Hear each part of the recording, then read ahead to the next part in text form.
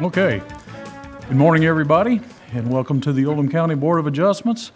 It's a couple of minutes past 9 o'clock. My name's Larry Otterback, and we are now in session. Today we have 4 cases before us. The procedures for all 4 cases will be the same. Here in a minute, I'm going to swear staff in. Charlie is going to read the application. Staff is going to come to the podium and give the staff report.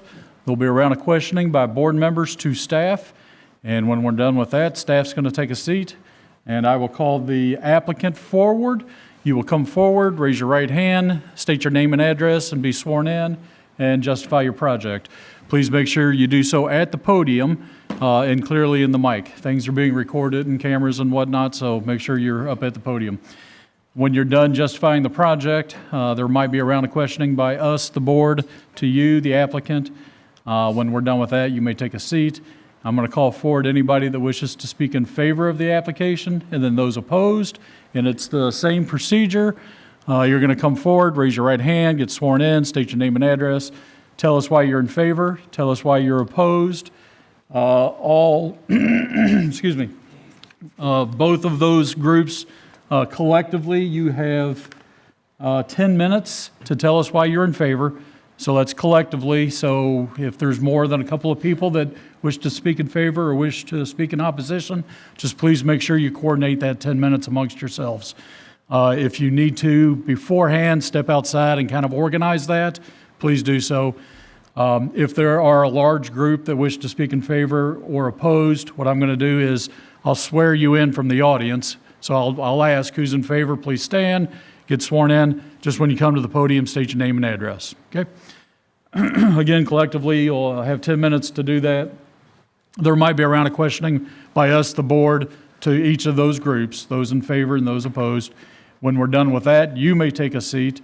There'll be a time for rebuttal. We'll start with the applicant. You'll have 5 minutes for rebuttal on any opposition, and then the opposition has 5 minutes past that. And then final statements, 5 minutes. We will start with the opposition for final statements. We'll do the applicant for final statements. I'll ask the board if there's questions for anybody in the audience, and then I'm going to close the floor, open it up for general discussion on the board. And then with that, we'll call for an up and down vote. Please make sure your cell phones are off. With that, we'll call for an up and down vote. Please make sure your cell phones are off or on vibrate. If you need to take your cell phone or take a call, please excuse yourself from the courtroom. Just make sure it's off when you come back in. Board members, please make sure your mics are on. And with that, let's swear staff in. Do you solemnly swear to tell the truth, the whole truth, and nothing but the truth? Thank you. Okay, Charlie, if you could read the first one, please. OC 23028, an application has been filed requesting a conditional use for an animal kennel and dog park and a perimeter landscape buffer area waiver on property located at 2411 South Highway 53, LaGrange. The property is zoned C3 General Business District. Okay. All right. Ryan Fisher, Oldham County Planning and Development Senior Planner, 100 West Jefferson.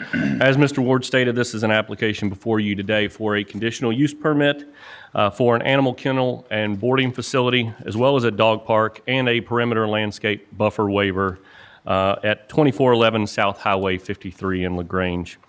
Here's your site information. As Mr. Ward also stated, this is currently zoned C3 and sits on 5.547 acres. A little bit of the site history going all the way back to 2003. In June of that year, Oldham County Planning and Development approved a minor plat for that property to create the 5.547 acre tract that's before you today. In April of 2004, the Oldham County Planning Commission approved a development plan for a veterinary clinic. And in that same day, they also recommended approval of that zoning change that would take that property from R2 residential to C3 general business district. And then on August 3rd in 2004, Oldham County Fiscal Court approved that zoning change for that same tract to go to the C3 general business district. And then in November of that same year, we had a building permit issued for that commercial building that currently sits on the property now and used as a vet clinic. little bit of this case history, we did post this to the website on July 31st. Our adjoining property owner notices were mailed August 4th, and the public notice appeared in Oldham Era on the 10th. And here is the property in question on 53, next to Cherry House. You got a church here behind you on Zale Smith Road, a couple other commercial properties here in the front, directly across from Tractor Supply in that general area on 53. Here is your current zoning map of this property, once again showing it C3. I do want you all to keep in mind, because we'll get into this later with the landscape buffer, the two residentially zoned properties to the rear. That's where the landscape buffer waiver is we're going to be looking at. The rest of the property is currently bordered by commercial zoning. So just remember that zoning when we get to the landscape buffer. And then here are the current structures on the property. As you can see, the current vet clinic located right here. So the applicant's requesting a conditional use permit for an animal kennel and boarding facility for small animals and a dog park on that 5.547 acre tract. Property is currently zoned C3, which requires a veterinary hospital and kennel to obtain a conditional use. This chart here was in your staff packet, so once again, just showing the vet hospitals and kennels require that conditional use, which is why we're here before you today.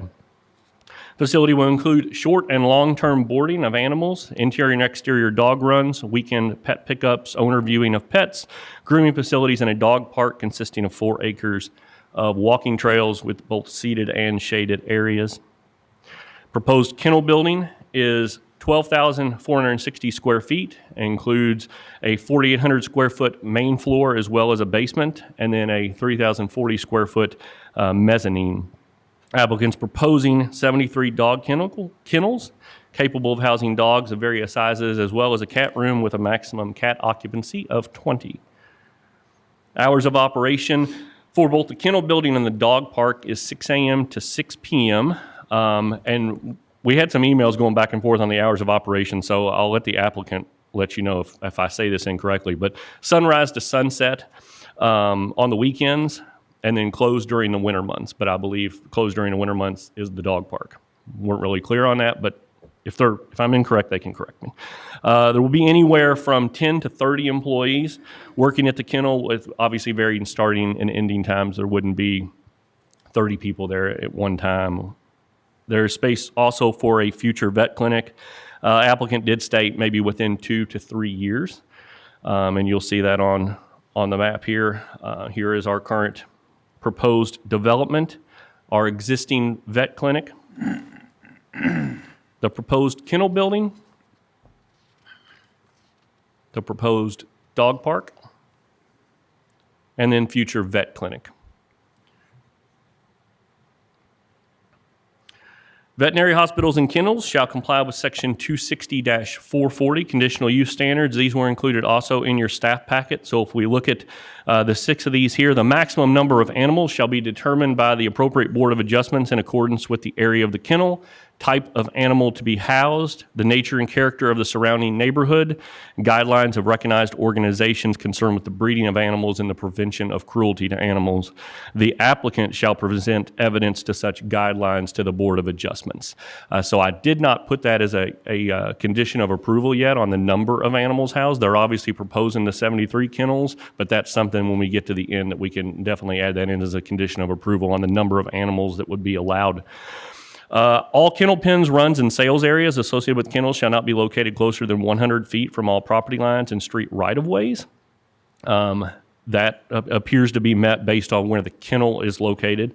All kennels, runs, and other areas where animals are to be kept must be located within soundproof buildings to prevent noise from reaching neighboring properties. All kennel pens shall be located within an approved enclosed area. They do have fencing around where the kennel pens and those dog runs are located.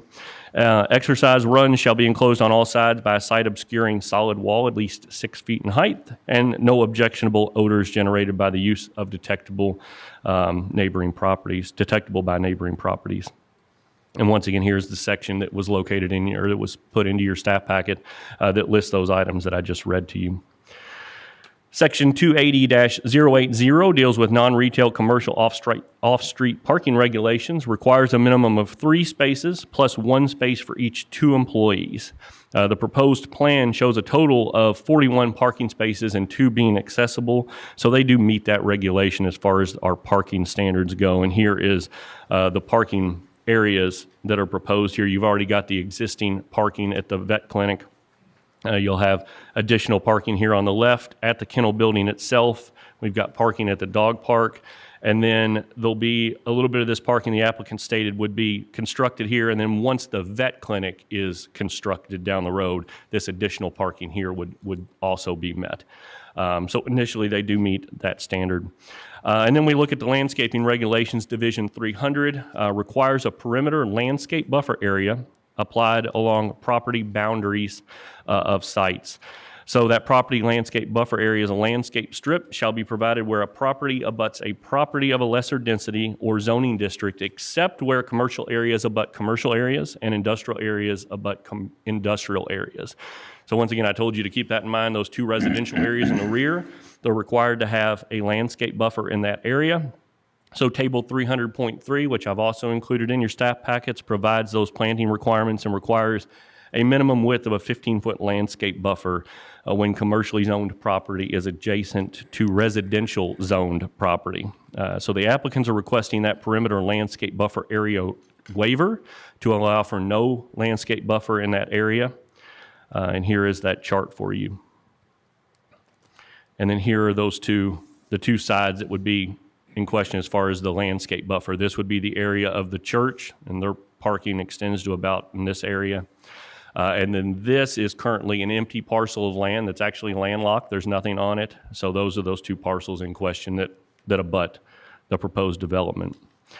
According to Oldham County Code of Ordinances, Chapter 90.4, this deals with animal control and licensing requirements. Just pretty much states that Oldham County Animal Control, they must approve of this, and they usually let us have that first lead to issue that conditional use.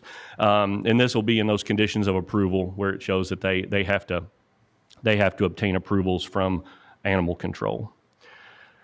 Here are some site distances from the dog park to the 2 existing residentially used properties. So this was provided by the applicant. So those green lines represent the distance to the dog park, with the shortest run being approximately 100 feet. And then the yellow line represents the distance from the proposed kennel area, and that you're looking at 420 feet to the nearest residentially used property. And then here are just some diagrams. Once again, these were provided in your staff packet as well, showing a view of what the proposed kennel building right here, down the road, the vet clinic, and then the existing, or the dog park behind it will look like. And then your basement plan showing kennels.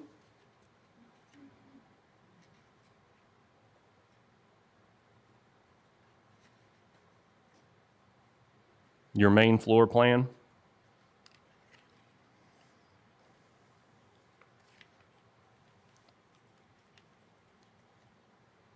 And then just some pictures currently of the property looking at that existing vet clinic as you come in off of 53. Looking back at 53 at what will be the entrance to the kennel building and dog park. From across the street, looking down what will be the driveway going back towards the dog park and the proposed kennel building down that front property line. And then looking down the side of the existing vet building now. And then this is looking back from that church parking lot to the area where the dog park is proposed. So in summary, the applicant's requesting a conditional use permit for the animal kennel and dog park located at 2411 South Highway 53. The conditional use permit shall only apply to the application considered here today at this August 17th meeting. Operator of the kennel must meet state animal control requirements and standards in the Oldham County Dog Licensing and Animal Control Ordinance. And then the applicant shall apply for and be issued a sign permit for their monument sign that will be located at the entrance to the kennel building and dog park.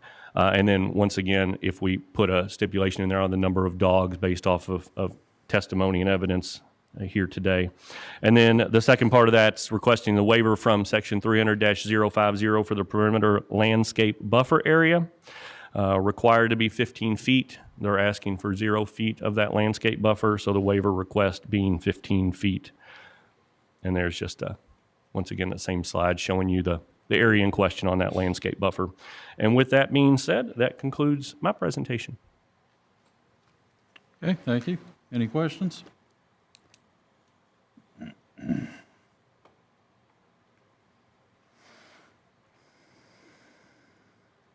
None for now.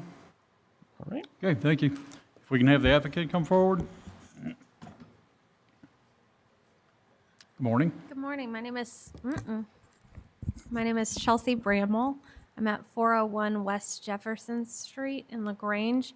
I represent the applicant and property owner, Chick Real Estate Management.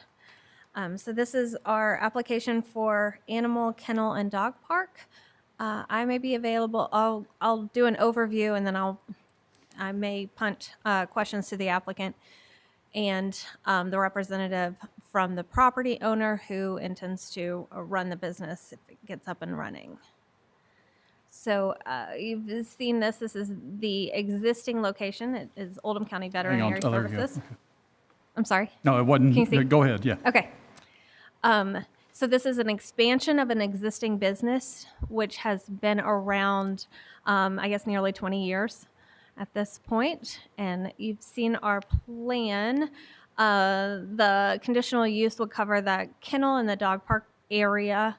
The future vet clinic is also pictured for the entirety of the project. So you can get a sense of the scope of the eventual project, but that's kind of in a couple years on a wait-and-see basis.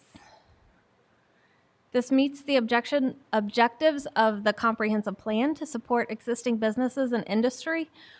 This is an area of growth. The animal services or pet services represents an $11.5 billion industry in 2022.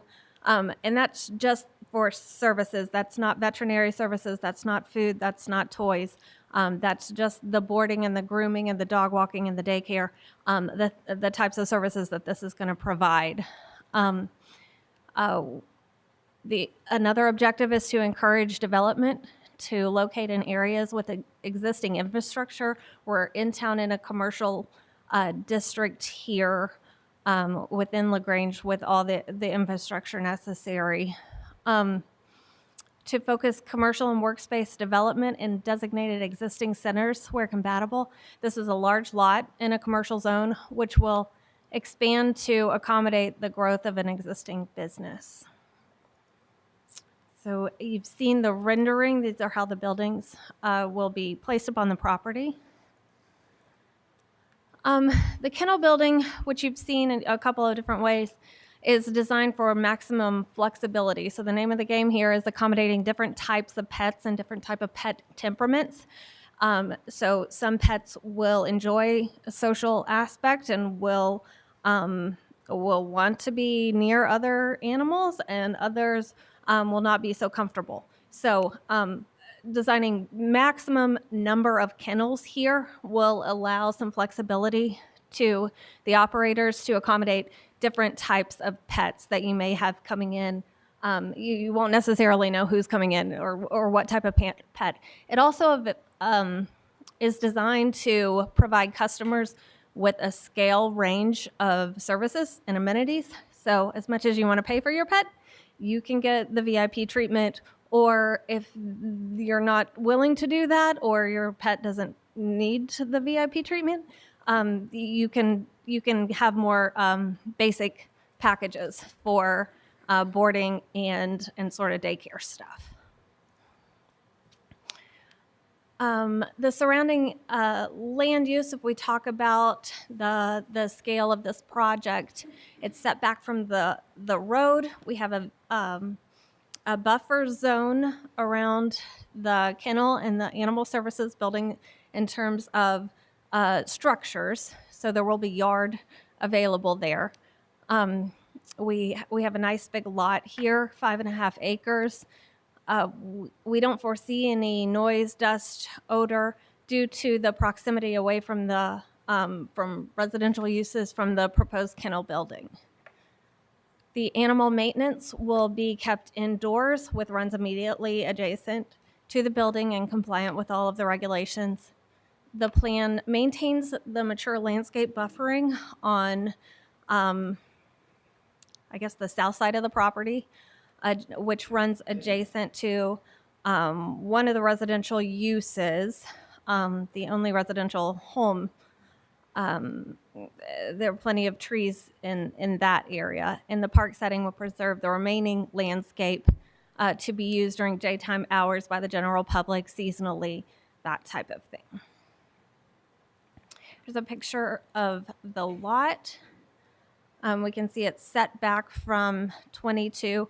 At this point, it shares a driveway with the neighbor. It shares an entranceway. The plan is to separate those, but that's a matter for another board.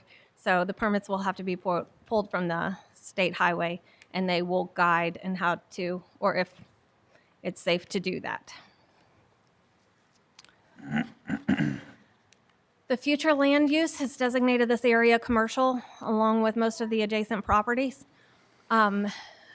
So that is not in question here. It complies with the future use of the property. And so we think this is a good project that will provide services to the community. People won't be having to drive to Louisville on their way out of town for boarding purposes. There are residential communities surrounding this, going south and to the north, that are just coming up and will provide additional housing with people who presumably will need care for their pets. So this is a growing industry. We think it will provide a good service to the community, and we think it's a good project. So thank you. Okay. Questions? And we need to hear about the requirement for the buffer, the variance. Okay. Charlie? You didn't say anything about that, so I did not. So you're asking for a 15-foot buffer easement, that we should waive that 15 feet buffer between you and the residential property. I'd like to know why we need to do that, or why you need to do that. I can speak, we can talk about the need. One thing that I can point out, I'll bring them up to talk about that further, but is that the parcel to the north, which it borders, is a vacant at this point, and it's also landlocked. So anything that goes in there will necessarily have to have access. It seems logical that the two parcels, the parcel to the north that comes up from Zale Smith, will have to be merged for anything to go in there. So we're a ways away from that. And then the purpose with the church is it's not being used as a residence at the moment. And with churches, they're only there on a sporadic basis, a weekly kind of basis. So in terms of importance, I can speak to that, and we can talk about other justifications for that. I can bring the applicant up. Okay, let's do that.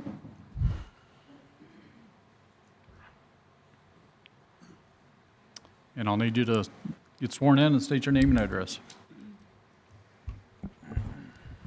Do you solemnly swear to tell the truth, the whole truth, and nothing but the truth? I do. Thank you.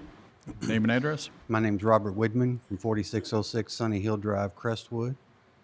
I'm the general contractor for the applicant, Okay. or for the owner. Referencing the waiver of the landscape buffer, we have over 700 feet of property line on the side where the church is. And looking at it from one of the aspects is a cost perspective of adding landscape. That particular area, about 2/3 of it is grass right now and doesn't have any natural landscape. The further back in the corner, I don't know, back in this area here, there is some natural mature landscape that we would certainly leave. It's from here forward and around this area right here that's all this grass area. And that, from our perspective, just looking at that from cost could be, that would associate the landscaping for that could be applied towards the fencing and other areas of the project. You mentioned fencing. How far is the fencing from the property line? We're looking to put the fencing on the property line unless there's some restrictions that we can't. We want to maximize the property itself as far as the use for the dog park. And right now, I've shown the fencing on the property line. Is there any reason you can't move the fence back 15 feet and have a grass buffer if you can't have a landscaping buffer?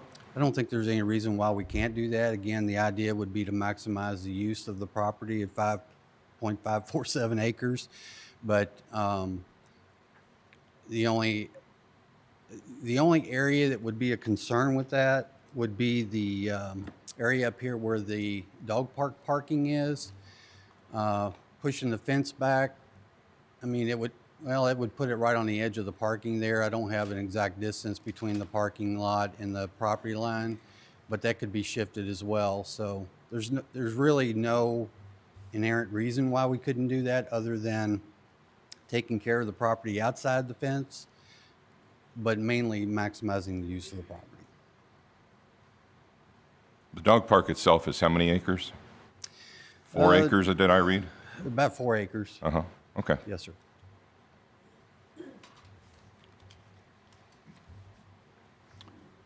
So continuing on with that, I'm not sure I caught the reason for the waiver of the buffer. Well, a couple of reasons. One that Ms. Bramel brought up was this property right here is zoned R2. It's owned by this group up here that has commercial property. It is landlocked. It does not have access from Zale Smith or from Highway 53. Again, this is making an assumption, but because it's the same owner, that if they would want to do anything with that, access would probably come from property they already own, and that it would be rezoned accordingly. That's one part of it. The other part of it, this over here that's zoned R2, is a church property. And again, the idea of asking for the waiver is not having to put a landscape buffer all the way down this entire property line here. Okay, so the reason is simply for cost. And yes, basically. There was, I believe it was on one of the diagrams from the staff packet, that the nearest resident is, I believe, 100 feet. Is that correct? There's a residence right here. It's 100 feet to the dog park from their home. And 400 to the kennel? And 420 to the kennel going in this direction right here. And this property here is zone C1. Now there's a large amount of natural vegetation here, mature vegetation that we're going to leave in place all along this property here. The only area that would be disturbed is up in this area here where we're doing the new construction.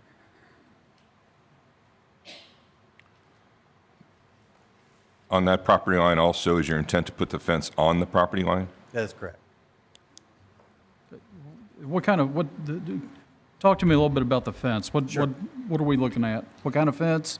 How high? I believe it's 6 foot, is that correct? The fence actually proposed right now is 4 foot. It's aluminum fencing, decorative, if you will, to go the perimeter of the property.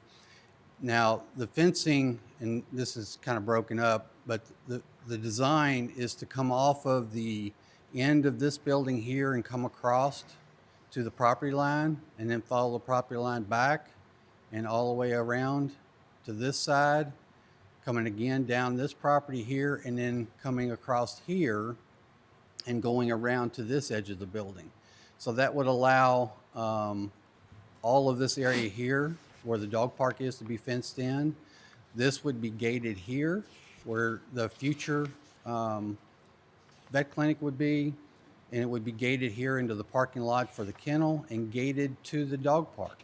So the area going into the dog park parking would also have fencing around the parking lot coming to the end of the building to isolate this area so that when the gates are open at 6 a.m., then they can come in and park, but then there'll be a gate entrance at each of these walks so that when they're walking the dog, if the dog gets loose or whatever, it's within a fenced-in area and not in where they can get into where there would be travel.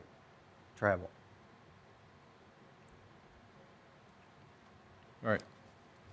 I apologize. I know we've got this picture in the staff report. Did you have something similar in your presentation that showed the surrounding?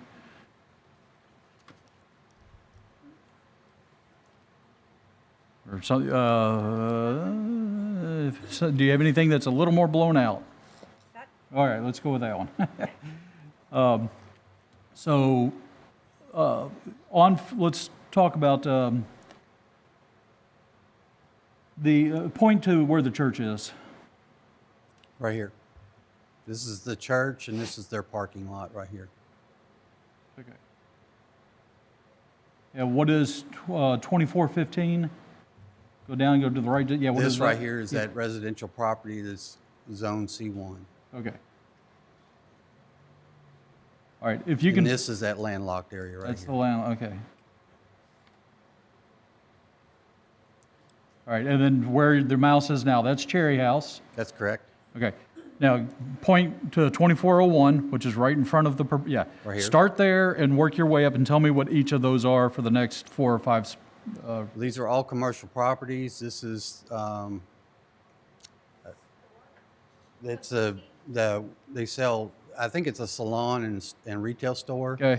And then we have a pediatric building here and then orthodontist, okay, building here. I Go one apologize, my my focus was on the. I totally understand. And Just- then we have State Farm or Farm Bureau okay, property. all right.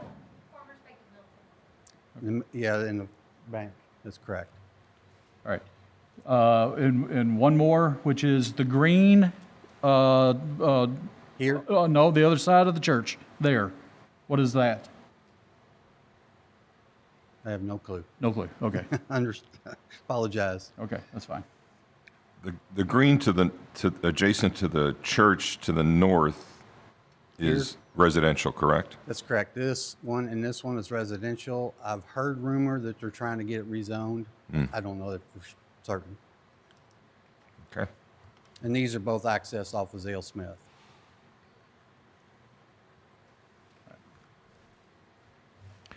I want to make sure we get the names of who's involved here. So Robert, you're the contractor? That's correct. So you're the contractor and you're the applicant with Yes. complete construction? And when you started your introduction, the name that you gave was different than that. I just, The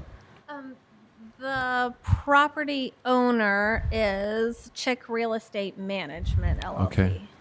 You used another name. Maybe I heard it incorrectly. No? I don't know. Okay, so Chick Real Estate is the property owner. Okay. Correct. All right.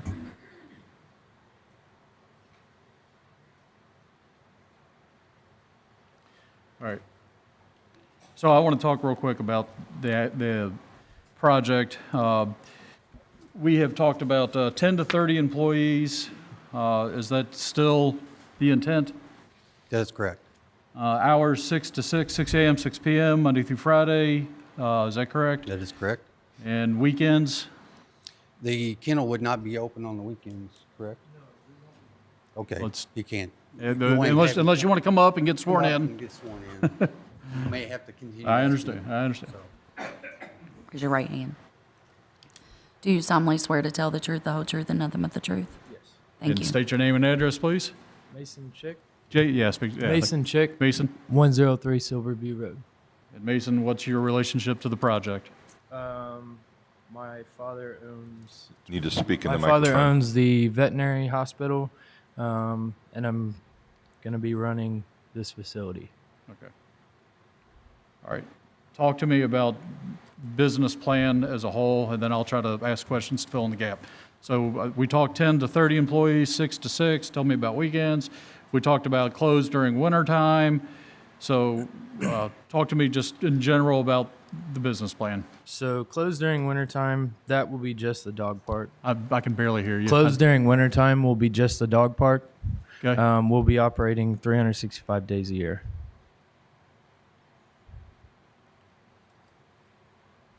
All right, 73 kennels, is that what you're asking for? As of right now, that's what we're asking for. We're not going to start out with operating that many people. As far as like who hears about us, we're going to go through like pre-sale and everything like that.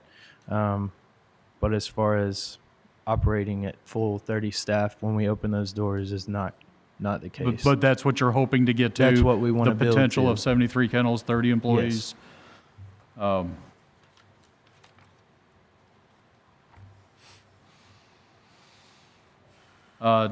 Signage, lighting, talk to me about that. We'd probably do a sign at the road between the two businesses out of that facility or that property, which that's not something that we've kind of gone over yet. Okay, I can elaborate. okay. We are proposing to meet the LaGrange city requirements for signage for a monument sign out front. That would be out at Highway 53, and then signage on the building itself would be the additional signage. Now, there would be signage on the fencing at the gates showing dog park hours and things like that, but that's just small signage regarding that. As far as exterior lighting, the majority of it would be building-mounted lighting, unless there becomes a security need for parking lot lighting, but then it would be a type of lighting that's all focused downward and not out. Okay. Same thing with the building lighting. What about the dog park? Dog park, we gotta, it's interesting you say that. During the summer months, obviously, we wouldn't have an issue because it closes before it gets dark. So there's no issues with that. We have to contend with between, I guess, the spring and the fall times when, before time change or after time change. With regard to that, we probably close the dog park before it got dark. That would be the idea. All right, so no lighting then out in the No dog park? lighting and- proposed out of the dog park at this point. That's correct. Okay. All right, board, further questions? I guess I'm going back to the distance waiver and having that fence right up against the parking lot of the church. You have families getting out of the car, going to the church, and you've got dogs right on the other side of the fence. Seems like an attractive nuisance to children. Agreed. And if you don't have at least a 15-foot buffer, I would think that your insurance company might be concerned also. I'm assuming you're charging a fee to get into this dog park. That's incorrect. Oh, It it's is a free free to the dog public. park. Yeah, we're looking at this as an amenity to the community, to the county. So it would be free to the public for their use. I think that, That doesn't dissuade my concern about no, an I attractive nuisance. agree. I think that maybe setting back some. I guess what I'd like to find out is if we could find a happy medium. I don't disagree with the fence being right up against their parking lot being a problem. Does it have to be a full 15 feet back? That'd be a good question to go over, I guess. I don't know. Again, one of the things I'm looking at is everything outside that fence that's still part of the property of the owners, they have to maintain outside of that fence. But we could do that through gates or whatever. So how many feet would you be comfortable with? Do what, Bill? How many feet would he be comfortable with? You know, trying to maximize the use of the property, if we could do 5 to 10 feet. And if that would also help for the waiver of the landscape buffer, you know, have the grass buffer, then I think that's something the owner wouldn't mind working with.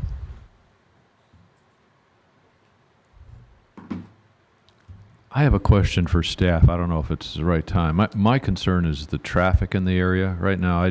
Trying to get out of traffic, Tractor Supply right there and make a left Bill, turn is... before we bring staff up, because Okay. I also have a bunch of questions for staff. All right. Let's finish Okay, with the well, applicant. all right, then we'll- sorry. I've Okay. got a question.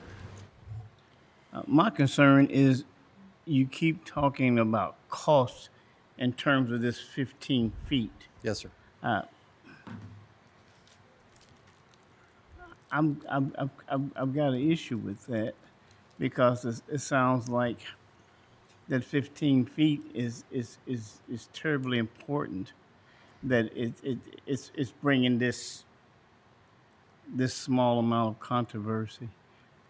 Well, and you keep saying about the other side working on the other side of the fence. How much is that going to cost? $1,000, $50,000, $60,000, $70,000? What's that going to cost to Well- operate around the other side of the fence? Well, the question, or the part that is of concern is when we do a landscape buffer, there are regulations for the vegetation that's planted there. And I guess my concern in hearing from the board here is the fence setback and then a landscape buffer beyond that, or is the landscape buffer outside the fence line? And that's something else that we'd have to work through. Again, we want to maximize the use of the property. You know, the owner is paying for 5.547 acres there and wants to try to maximize that use. And so we have to determine what, with the landscaping, if there's 15 foot of landscaping, does the fence have to sit inside that? Or the fence sit outside of that? You know, again, it's landscaping, so there's still I would think for the opportunity safety of the dogs. animals and the people, the fence would be inside the landscaping. And what you're talking about is a quarter acre. On that one property line, you're maybe talking a quarter acre out of 5 or 4. Right. Yeah, Jim. Relevant just to the, Good. just a thought. If I heard correctly, you're going to use like an aluminum fence along the property perimeter. That's correct. And this may look weird, but what if along the church parking lot, you put in a 4-foot privacy fence? So now there's a buffer. The dogs can't really see the people can't see the dogs, and they could put it a couple feet off the property line or something like that. The intent of the landscape buffer is visual screening as well as, in this case, maybe you're thinking about safety. So I always try to think creatively, so that's my offering. I don't know if that makes any sense, but Makes a lot of sense. Thank it would look maybe odd, but at least that parking lot area against the church would be buffered. Okay. Okay, thank you, Jim. Okay, further questions for the applicant? Bill? Good? Yeah, I'm good, thanks. All right, thank you, guys. Did we get any letters of support or opposition? Or phone calls, emails, whatnot? I received nothing on this case at all. Okay. Is there anybody here wishing to speak in favor of the application? Against the application? Okay. Any final words, final statements? No? Okay, all right. Questions, board? Questions for anybody? Well, is now the right time to ask Yeah, staff yes, we can bring about staff up. traffic? So my concern is you've got, with this many potential clients or dogs and cats going in, traffic in that area is already a problem. At least every time I try to get out of Tractor Supply, I feel like I'm taking my life in my hands. Is there plans to hit a stop sign or a stoplight or something in that area? Not a stop line or stop sign. Let me tell you this. First of all, this land use does not trigger the need for a traffic impact study. So that's not a requirement. The state transportation cabinet did just give the notice to proceed a couple weeks ago to an engineering firm to do a set of construction drawings for widening 53 from I-71 all the way out to Ballardsville. And this area is the first segment of that. And there's also funding. We prioritized this just 2 weeks ago in the state's highway plan, that the first phase is from I-71 to Zale Smith Road. I think it'll include this area because there's, like you said, at Tractor Supply, it's a little bit tough. There is not any plan at this point for a traffic signal, but this study will address that potential. So we have another development nearby this that we've gone through the same thing. It's a retail use, and we looked at what the need for them to put in turn lanes. It's very complicated because a turn lane isn't just a short segment. It's a very long segment. So we're actually going to exempt them, I think, or that's the way we're heading, from a requirement for turn lanes because the state's going to do that. So when is that going to be done? The construction plans are probably at least 18 months. And then there's right-of-way acquisition, utility relocation, and then widening. So it's 6 years. And speed limit in that area is 45 right now? I think it's 35. Is it? I think. Yeah. I didn't study that, but I think right in that segment it's 35. Do you happen to know the zoning of the other pieces of property that abuts this? What is the church zoned as right now? We had the land use map up there. It's not in this Do one. you have? This is the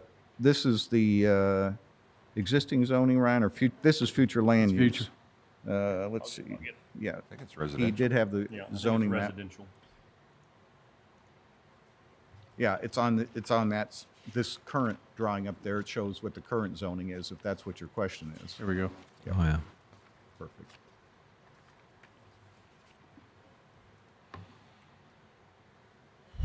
Okay. All right. Any other questions? Well, is there a norm for buffers for properties like this? I mean, we talked about 5 feet, 10 feet. 5, 15. Well, I know that the requirement is 15, but I mean, are there other exceptions that are with similar type properties? Ryan, I think you had a buffer. I mean, so you said there is a norm. Well, there's a regulation. Regulation, right. This is the regulation, and Right. highlighted in yellow is the requirement, and that's where we get the a requirement for a landscape buffer area of 15 feet. The minimum screening is 6 foot, and then it's supposed to have one large tree per each 40 linear feet. The tree really doesn't visually block. Those are large trees. They would grow taller. So I always say when we review a landscape plan, we look to the intent of the landscape plan and see if it can be met.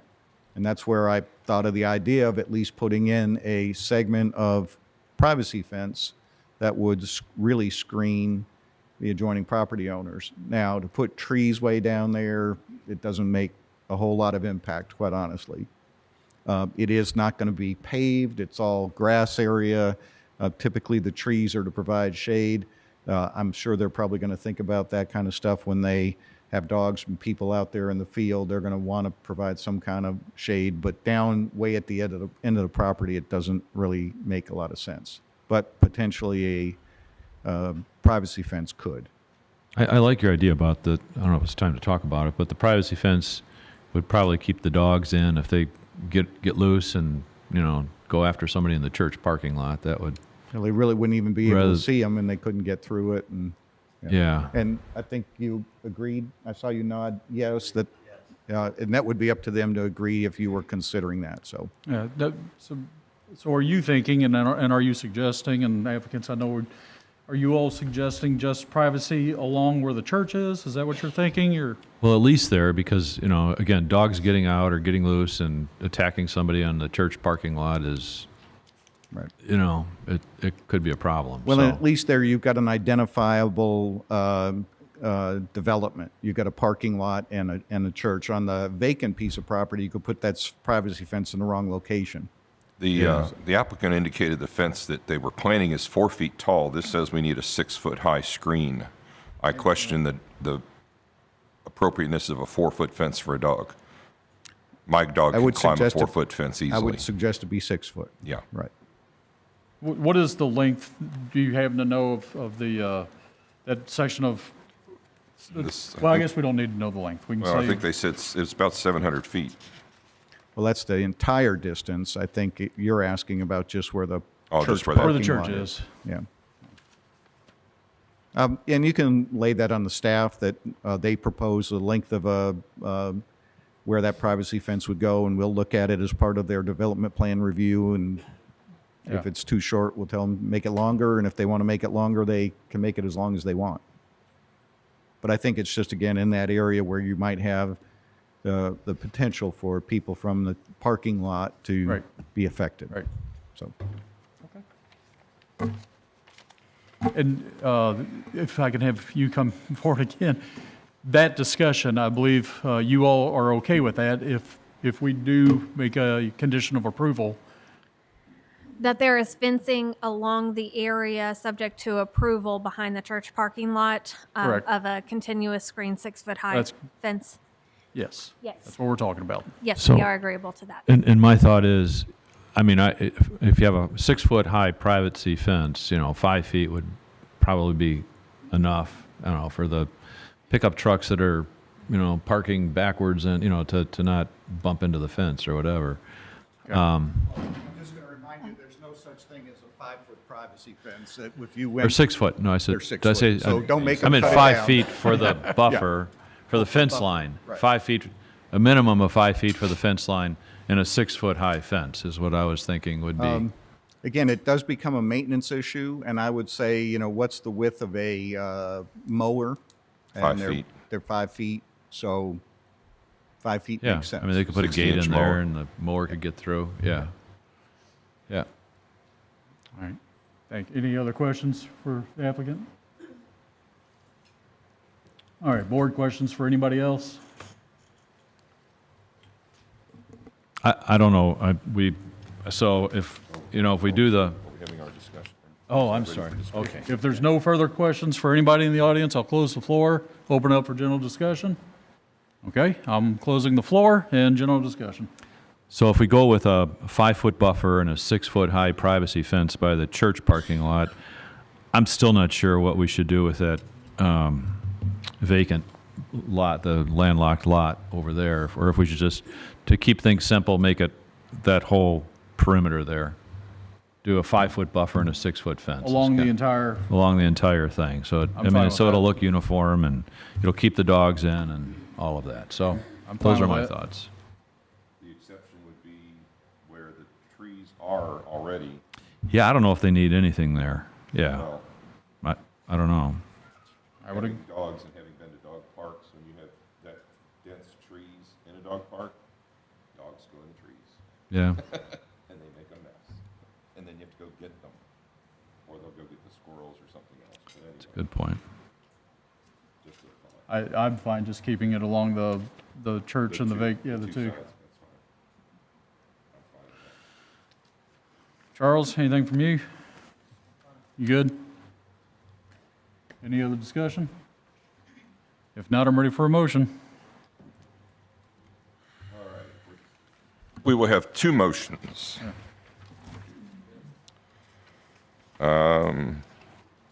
The first is in relation to the conditional use permit for an animal kennel and dog park located at 2411 South Highway 53, LaGrange. Pardon me, I don't normally do this part. She's not here today. Move to approve the conditional use because the proposed use is essential and desirable to the community and not in conflict with the elements, objectives, and policies of the comprehensive plan based on one or more of the following factors. The character and objective of the proposed use and potential impacts on the community and the surroundings are appropriate.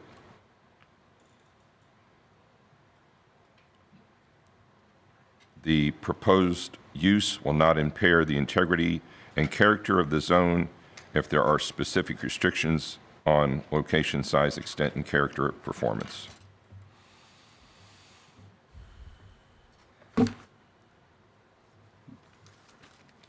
Go ahead and add the, look at the back of page 3, I think, and add those. The conditional use permit for the animal kennel and dog park shall only apply to the application considered at the August 17, 2023 Oldham County Board of Adjustments public hearing. The operator of the kennel must meet state animal control requirements and the standards in the Oldham County Dog Licensing and Animal Control Ordinance. The applicant shall apply for and be issued a sign permit for the monument sign. Okay, all right, very good, thank you. We've got a motion, do I have a second? Yeah.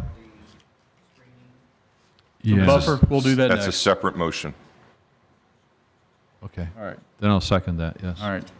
All in favor signify by saying aye. Aye. Okay. Those opposed? Okay, and then let's go to the next one. This we're going to have to work on a little bit. This is the landscape buffer requirement waiver. Move to approve the waiver because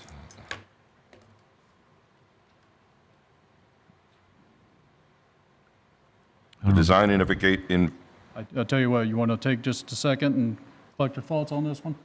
well, what I was going to say was the design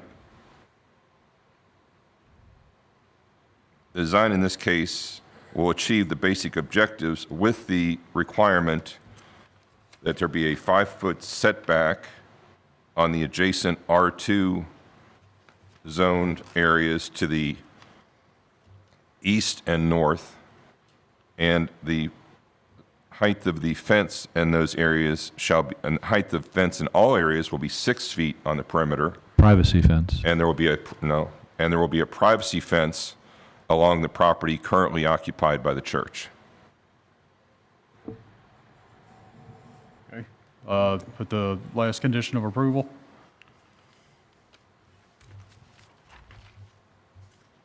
The waiver shall only apply to the plan reviewed at the August 17th, 2023 Oldham County Board of Adjustments public hearing. Okay. All right, good. We've got a motion, do I have a second? The second. Discussion? All in favor signify by saying aye. Aye. Those opposed? It's been approved. Huh?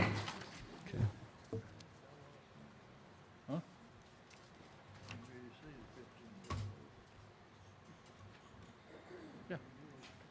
Yeah.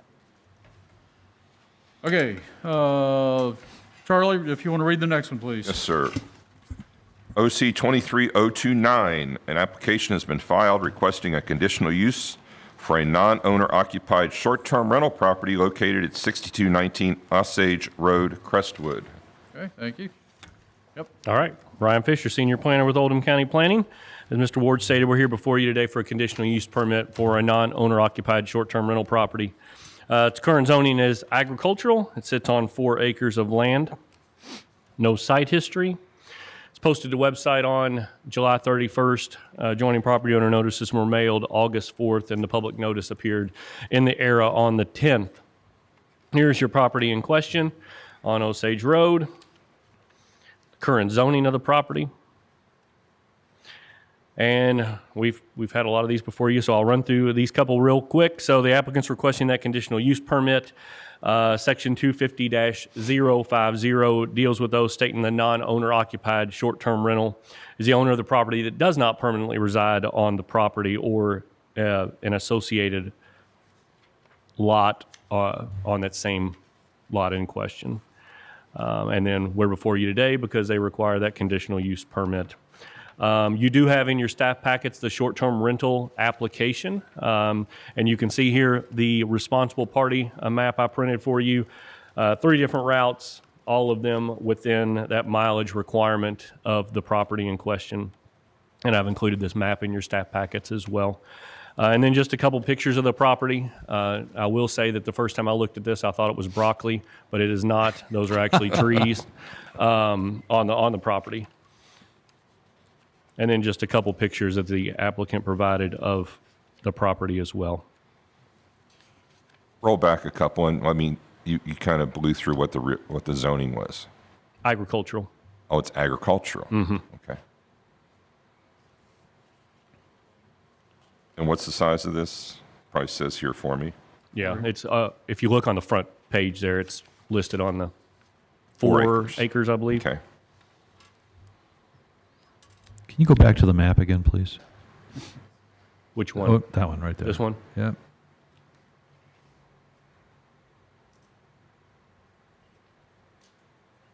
Okay, thank you. All right. So in summary, the applicant's requesting that conditional use permit for the non-owner occupied short-term rental property at 6219 Osage Road in Crestwood. The conditions of approval, it shall only apply to the application presented before you today at the August 17, 2023 Board of Adjustments public hearing. Applicant shall comply with all regulations concerning short-term rental properties outlined in Oldham County zoning regulations, section 250-050, which have been included in your staff packet as well.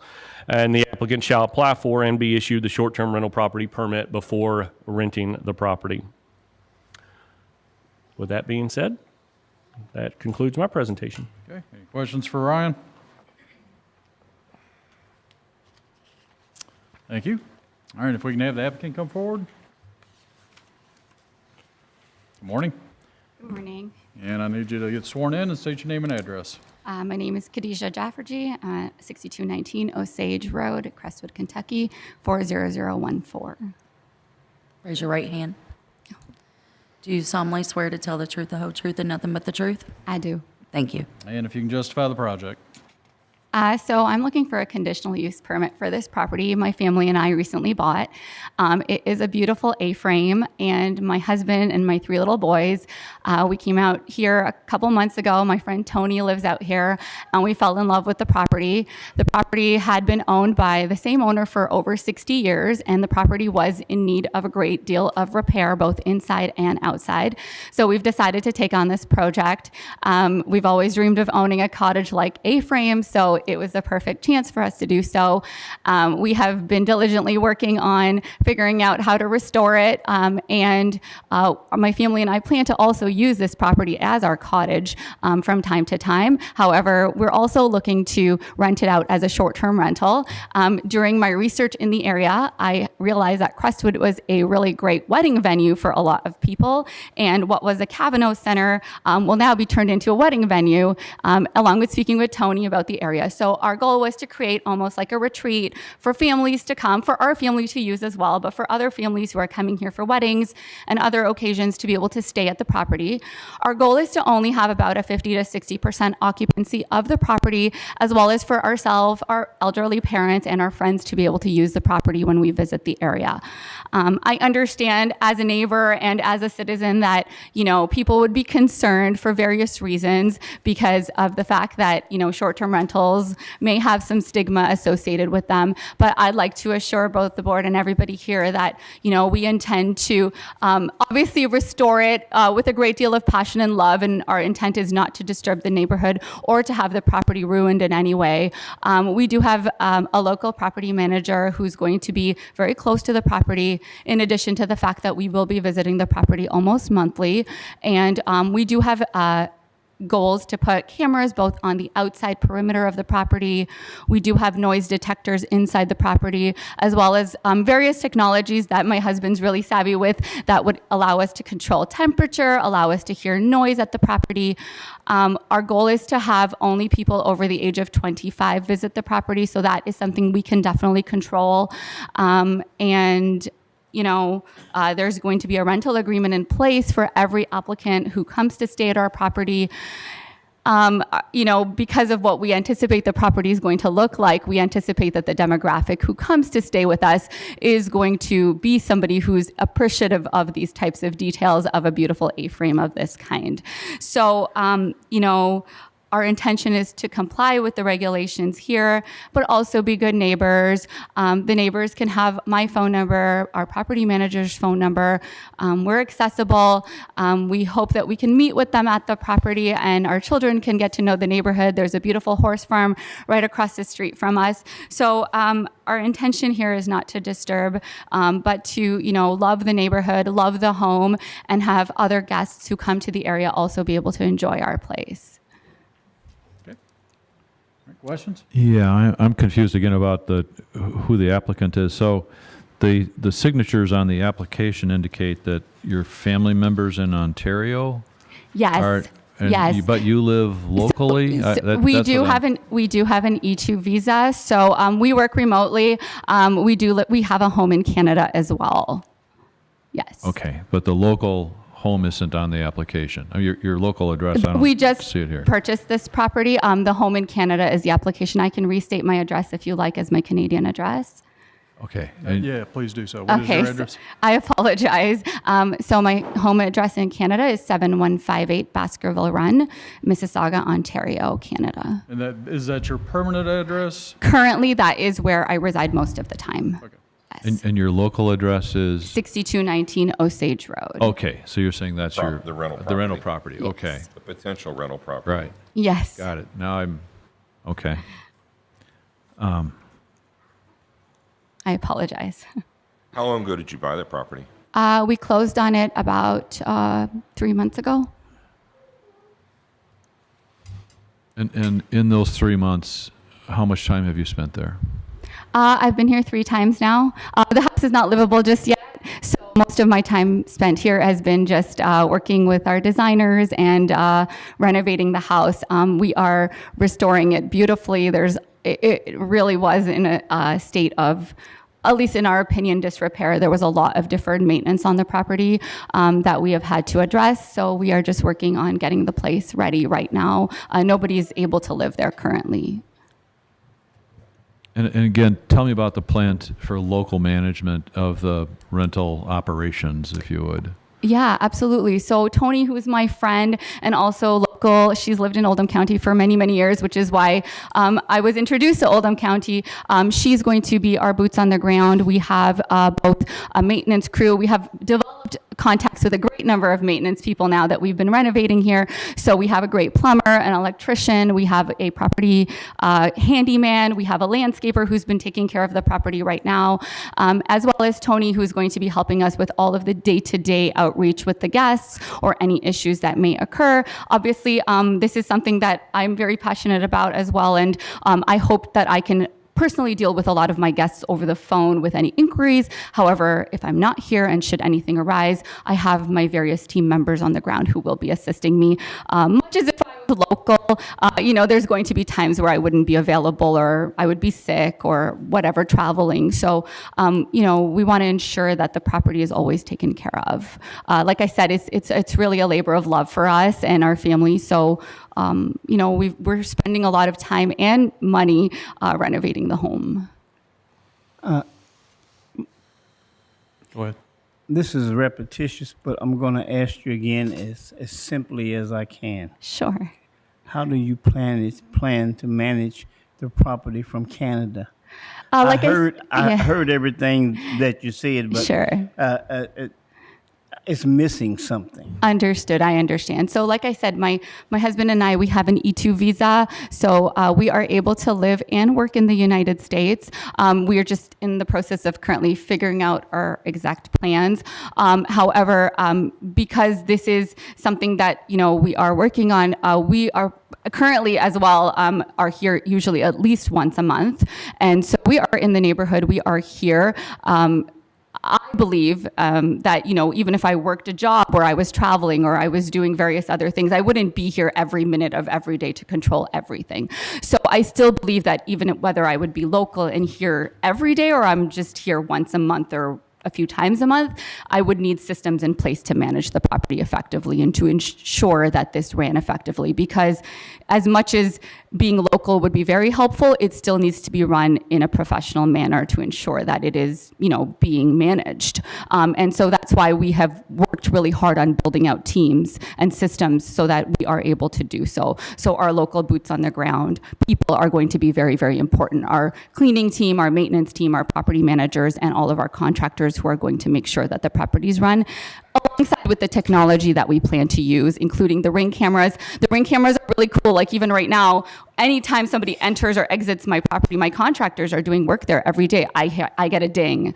So anytime there's a delivery at the property, I get a ding. So I know each and every day who's on my property, how many times they're coming and going. At nighttime when it gets dark, I can see that the place has been locked up and everybody's gone. So there's so many things that we can implement even now, which we are doing to ensure there's, safety and integrity at the property. You said you have a property manager. Is that Tony? Yes, Okay, we've had Tony here before. She manages a number of properties. she does. I think the thing that you weren't mentioning that would probably help some concerns is that we have a requirement that the property manager or a responsible party be within 25 miles of the property. Yes. Jim, am I correct on that? Property manager has to be within 25 miles, or the responsible party has to be within 25 miles of the property. Okay. So the fact is you won't be managing the property. You hired a property manager to do that for you. Yes. I'm not trying to testify. I'm just trying to clear my I mind as appreciate what's that. going on. Yes, thank you. Yes, yes. So- So yes, like I mentioned, I have a young family as well. So I was trying to sort of be able to articulate that it's not something I can do all the time anyway. So Right. Tony, who is boots on the ground here and who's a good friend of mine, is going to be taking care of the day-to-day. And during my dialogue with Tony, she has let me know that she's lived in Oldham County for 20 years. She manages various properties in Oldham County, and she has never had a complaint of any kind at any of her properties. We want to make sure that the people coming to this property are going to take care of the property the way we do, so that when we come visit the property is just as beautiful as we left it. And I guess my other question is, does your property manager have the same source of knowing what's going on at the property as you do? Yeah, so the technology is universal. It is used through an app on your phone. So I could give access to my technology to anybody, and they would be able to access the same information that I have. For example, the ring camera that I mentioned, the minute detectors that sense noise, the controls of the thermostat and the carbon monoxide and all of the different detectors that we have on site. Those are all nowadays technology controlled through apps. And so anybody who you deem as your responsible parties, including myself, my husband could see it, Tony could see it, anybody who I wanted to be able to have access to that information could see it at the same time. As your property manager, does she have control over what's going on that property when you're not here? Yes, absolutely. Like I said, the ring cameras allow her to see who's coming and who's going. And, if you've ever stayed at an Airbnb, I have, and, the owners are very diligent. It's like, you have to disclose exactly how many people are coming to your site, and you have to fill out their IDs and their ages and all of their information. Airbnb also does, or any kind of short-term rental venue will, allow you to do background checks on the people. And then the camera or the technology allows you to reinforce that. So if you notice now that there's 8 people walking onto the property and there's 4 cars, all of a sudden, hey, why are there 4 cars? You said that there was 3 people living at the house and that it was your elderly grandparents and yourself. So it's very quick and easy to sort of enforce these things from a property manager's perspective. And, the processes that she has in place and that are in place are very stringent with respect to all of this. And it's very easy to remove people who are not following the rules under the legislation of this short-term rental. Okay, last question. Of course. When I'm talking about control of a property, Yeah. if something forbid were to happen, does the property manager have the authority to make any necessary decisions that require the place being closed down or whatever you would be able to do if you were here? Yes, 100%. And I think it's the same legislation with short-term rentals and long-term rentals. Once you designate a property manager to act on your behalf, that person has the same authorization that you do. So whether it would be a long-term renter staying there for months and months or a short-term renter staying there for a few days, whoever you designate to be your property manager is able to make all decisions that you would be able to make in those circumstances, which is what authorization we would be giving Tony. Okay. Any further questions? I'd like to have Tony come in and be sworn in. Okay. Morning. Sit down. You can sit right here. Probably need to be close. Hello. If I can get Raise you to your be hands. sworn in. Yes. Yeah, raise your right hand. Do you solemnly swear to tell the truth, the whole truth, and nothing but the truth? Yes. Thank you. And name and address. Tony Boer, 1074 Morning Glory Lane, Shelbyville, Kentucky. Okay. Do you have questions for Tony? Yeah, first to clarify something she did say, you don't live in Oldham County. I don't. I've lived in Oldham County for 14 years, and I've recently just moved out of Oldham County. You're in Shelby County, and you are close enough to this property to manage it, and Yes. you will continue to, your relationship with this property is similar to other properties you've represented before us? Yes, I manage several properties here in Oldham County for short terms, and am here almost every day still, and when the occasion rises to be here. What is the Wardshire Place address that's on this map? That is where we're currently moving to. So we have that property under contract. So that will be the new address. So Okay, so you'll be in Jefferson County at that point? closer, yes. Okay. But you're still within I'm still within the range. 14 miles, okay? Yeah. All right. So And as far as booking, are you going to be handling the booking or strictly the property management itself as far as the maintenance and? I'll be helping with her with communication with guests, maintenance, cleaners, all of the people who will be coming and going, monitoring to make sure that the proper number of guests are showing up, that was said, noise monitoring. And as she had said, the properties that I currently manage here in Oldham County, none of them have ever had a complaint with the board, with the county, with the police department. None of that has ever happened because I am so diligent with the properties that I manage here. I take it very seriously.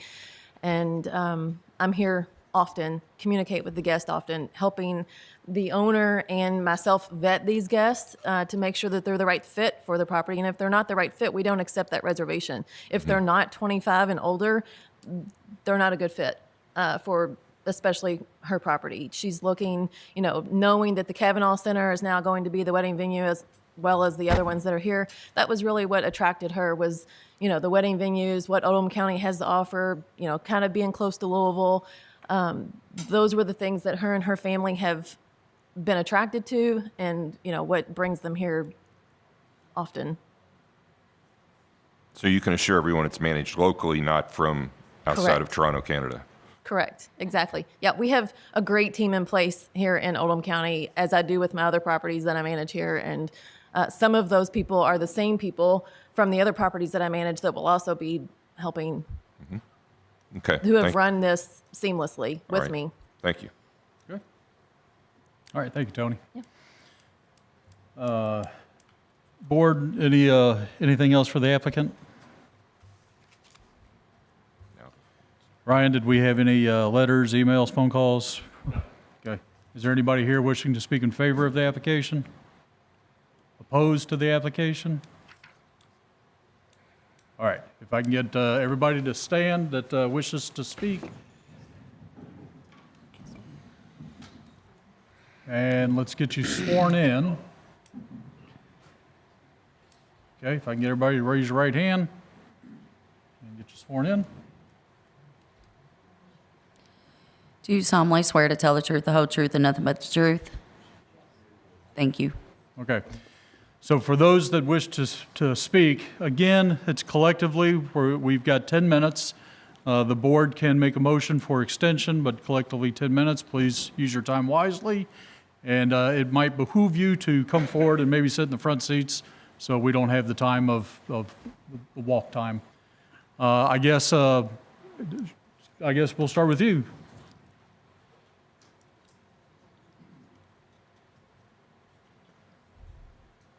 And when you get to the podium, just state your name and address, please. Waylon Blakely, 6215 Osage Road. Okay? Speaking to the mic, please. That's because Sir, if I can get you to speak into the mic. Osage Road is approximately a mile and a half, mile and 7/10 long. It's a one-lane, skinny little dead end, no outlet road, up and down the hill. Lots of kids, lots of people walking on the street, dogs, bicycles, motorcycles, you name it. And I'm looking at the safety thing here. We got lots of children in here that's going to be that live on that street now. And I'm looking at the safety thing about the whole thing. We're going to have school buses in and out, along with all the other traffic that we got now. We really don't need any more back there.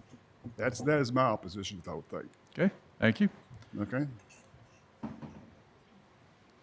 And name and address? Beverly Young, 6225 Osage Road.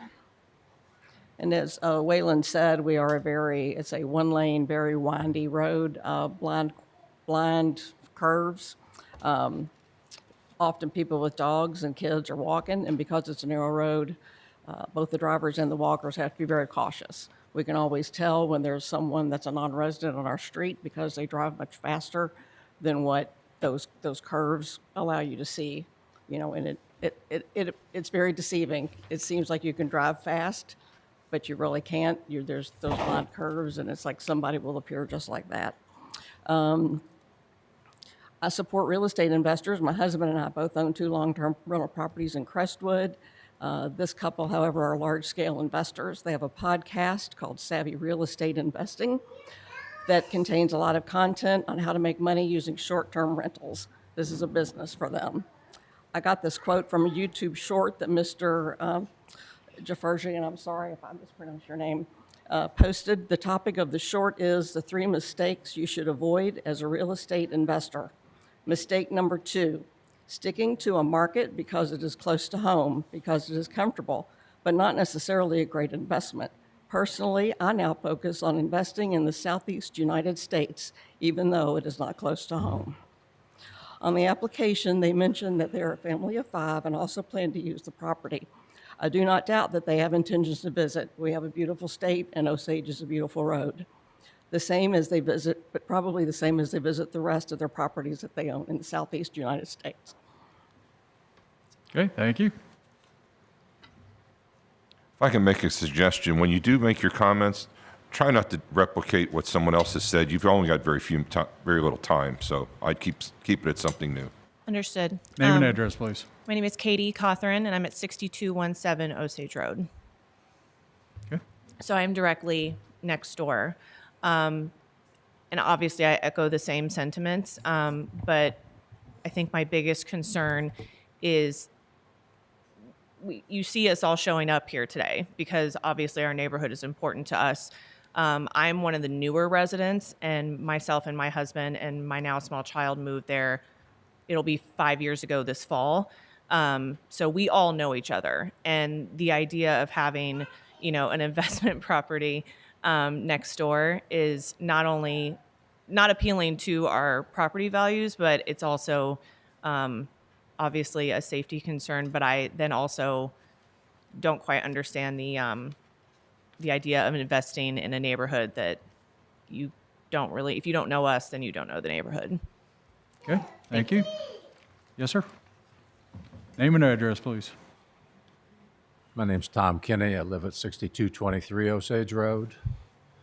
I concur with what they're saying about the traffic on the road. You have to know the road in order to get off of it to pass someone else. It's very dangerous. My concern is short-term rental people are normally looking for some place where there's access to restaurants, entertainment, and this type of thing. I feel like the type of people that this would draw would not be the right type of people for our neighborhood. I would like to not set a precedent on short-term rentals. We're not doing it now. I don't think it should be done. It would be different if it was an Airbnb where the people were living on the property. So let's not set this precedent. Okay, thank you, Tom.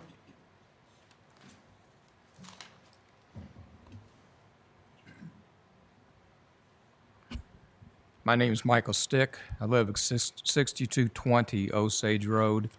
It's a property directly across from what we know in the neighborhood as the Grimes property. I've been there 40 years, knew the Grimes well. As the other people have stated, we consider the road to outsiders, to be a dangerous road. There's a blind S-curve at the very front of the road. The road is barely 2 lanes wide in that section, and it narrows down to less than 1.5 lanes further down, closer to where the property is located that you're considering. I don't think there's anyone that lives on this road that has not at one time or another been pushed off the side of the road by oncoming traffic from delivery people and people that just don't know the road. It's dangerous for people that don't live there and use it every day. we're a close-knit subdivision. We have subdivision restrictions that restrict home use to personal use only. I don't understand how that can be superseded. We help each other. I think I would like to ask a question, if I can, of Tony. Actually, if you want to address us when they have time for rebuttal or final statements, if they choose, they can answer. Okay. I would like to know who's going to come out from this property and help the rest of us when we have storm damage. We have trees down. I said I would like to know, Tony in particular, are you going to come out with the chainsaw and help us cut up trees when we have trees that are down? This happens all the time. We can't wait on the county to come clear our dead-end street. We do it ourselves. So you're going to be in charge of all this, and the other lady is going to be getting pings on her cell phone. Are you going to come from Canada and help us? I don't think so. We want to keep our neighborhood a neighborhood. I'd also like to know how many other short-term rental properties have been approved in other residential neighborhoods. This is not Main Street LaGrange. This is not, some place where people go to shop and to go to restaurants. It's a small, dead-end street. It's a neighborhood. And short-term rental, in my opinion, does not fit into land usage. Thank you. Okay, thank you. Next. Name and address. My name is Dale Clover. I live at 1000 Cedar Creek Road, which is the top piece of property, and it's next to 6217. Okay. I moved in there in 2013. That was a scrub lot that was used for an easement that went up to Grand Oaks. I've developed that. Right now we have a log home there that's valued close to $500,000. Okay. Rental property predominantly decreases other property value by 25%. I did some research on that. So I am 76 years old, and I am a veteran, and I am sick and tired of these investors coming from outside interest and costing me money. And I think I can speak for everybody else in the same way. And it really bothered me when they started talking about a retreat and never having a problem with property management. Never is not absolute. There's always going to be a problem. And then when was mentioned about the Kavanaugh Center, that's a retreat center. That handles a lot of people. We can't handle that road. That road can't handle it. Like Mr. Stitch said, we're a neighborhood. We're a community. So I oppose it. Okay, thank you.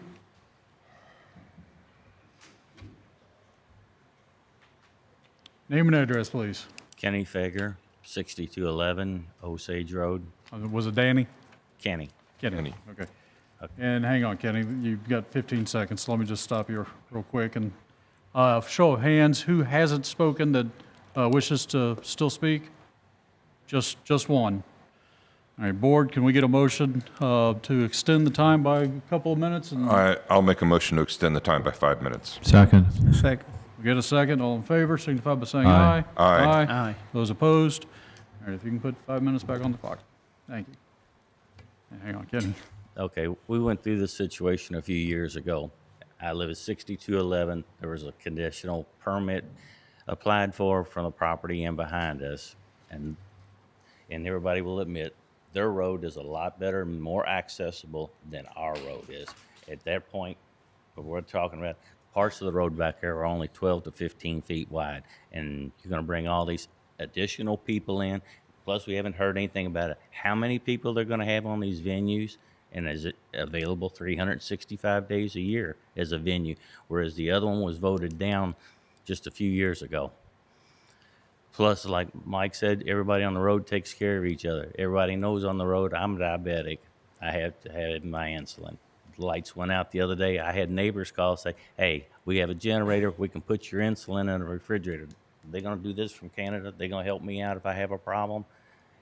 Plus, I have retired racehorses. Most of them have been insured for $1 million at one time or another. I don't need other people coming in, gawking, coming up my driveway, or climbing my fence to go over and take a look at the horses. I don't need that. So, for that reason, I'm opposed to it. Okay, thank you. And ma'am, if you want to come forward and state your name and address, please. Yeah, I'm Linda Blakely, and I live Might need to at move the mic down. 6215 Osage Road. Linda? Yes. Yeah. It seems like we always have to come to one of these meetings because somebody wants to change something. You know, we've had a problem with Kentucky Acres wanting to connect the subdivisions, and somebody wanted to throw up a pole barn. Somebody wanted to do something about a wedding venue. I believe Kenny just spoke about that. And we're just a old subdivision, and that was developed by Clore Duncan way back, you know, in the 60s. Before that, Mr. Griffin is one of the original ones here amongst some other neighbors. And it's a single lane road, and speed limit is 20 miles an hour. And we have people there, their horses get out, you know, in the road, and we go and take them back, like they said. We're just a community of people. And I happened to look at Mr. Grimes' house when it went up for sale, and I don't know what she's doing. You all can look it up. There's not that much redoing anything. I mean, upgrade, yeah, but that house is in movable condition. We're all family, you know, single residents. We keep to ourselves. We got the road paved because of a safety factor. You know, it used to turn over back there. She wants to move in as a person, family. They would be welcome. But first thing she did when she bought this property was file this, this. And she stood up here and basically said, you know, how she loves the house and do all this. But the main object she's doing is wanting to make money. And we don't know who is going to be in and out of that subdivision. I mean, I just don't get it why anybody that's in Jefferson County, they want to come out here and change things. And we like it the way it is. So, like I said, I'm opposed to it. Okay. Just her real object here is to make money. Okay, thank you. Thanks. Come on back up. It's Kenny again. The other thing is, when local deliveries like Papa John's and Domino's, they won't go past my driveway because the road narrows so much from my driveway on back. And if they won't let their drivers go back the rest of the road for deliveries, how are these people that are coming in for these outside venues, when they don't live there, they don't know the road, we don't have street lights back there, so how are we going to protect ourselves and our properties? Okay, thank you. All right. I want to note, because she's obviously here with two littles, Sims family who lives at 6224. So she's, which is representation of what we're talking about little children. And We've got about 30 more seconds. Okay. State your name and address, please. Whitney Sims. Whitney, did you get sworn in? Yes, I did. I raised Okay. my right hand, yes. All right, go ahead.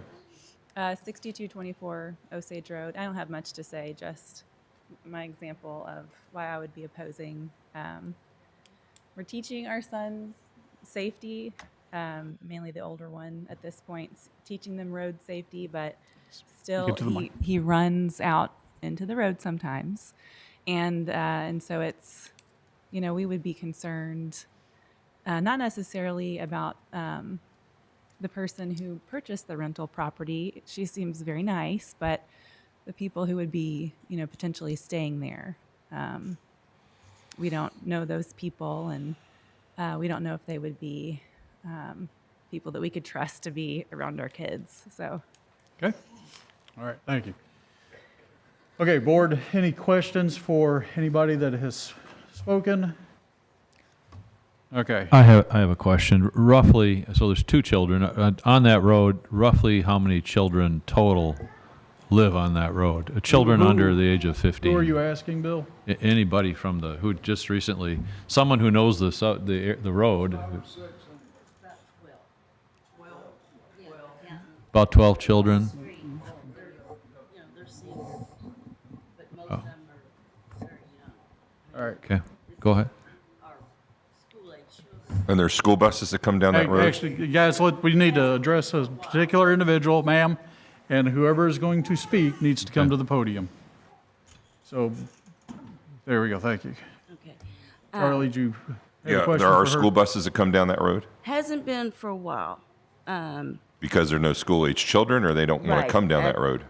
Well, we have school-age children that is in the front of the subdivision, and, but we anticipate the bus will start coming back down the road anytime. And we got the road paved because that bus had turned over on the gravel road. So we fought to do that because of the safety concern. Okay, thank you. We're going to do I've got a question. Question for whom? Anybody that's there. Let's name some, ma'am, do you want to come forward again? Yes. Have you all had somebody come out and take a look at the road and have something in writing that talks about how unsafe the road is? Well, when we got, Kentucky Acres was wanting to come out and connect the subdivisions, and we had it's a single lane road. And I believe that the engineers had come out and looked to see, back then. Am I right? Can I speak to that? Yeah. Yes.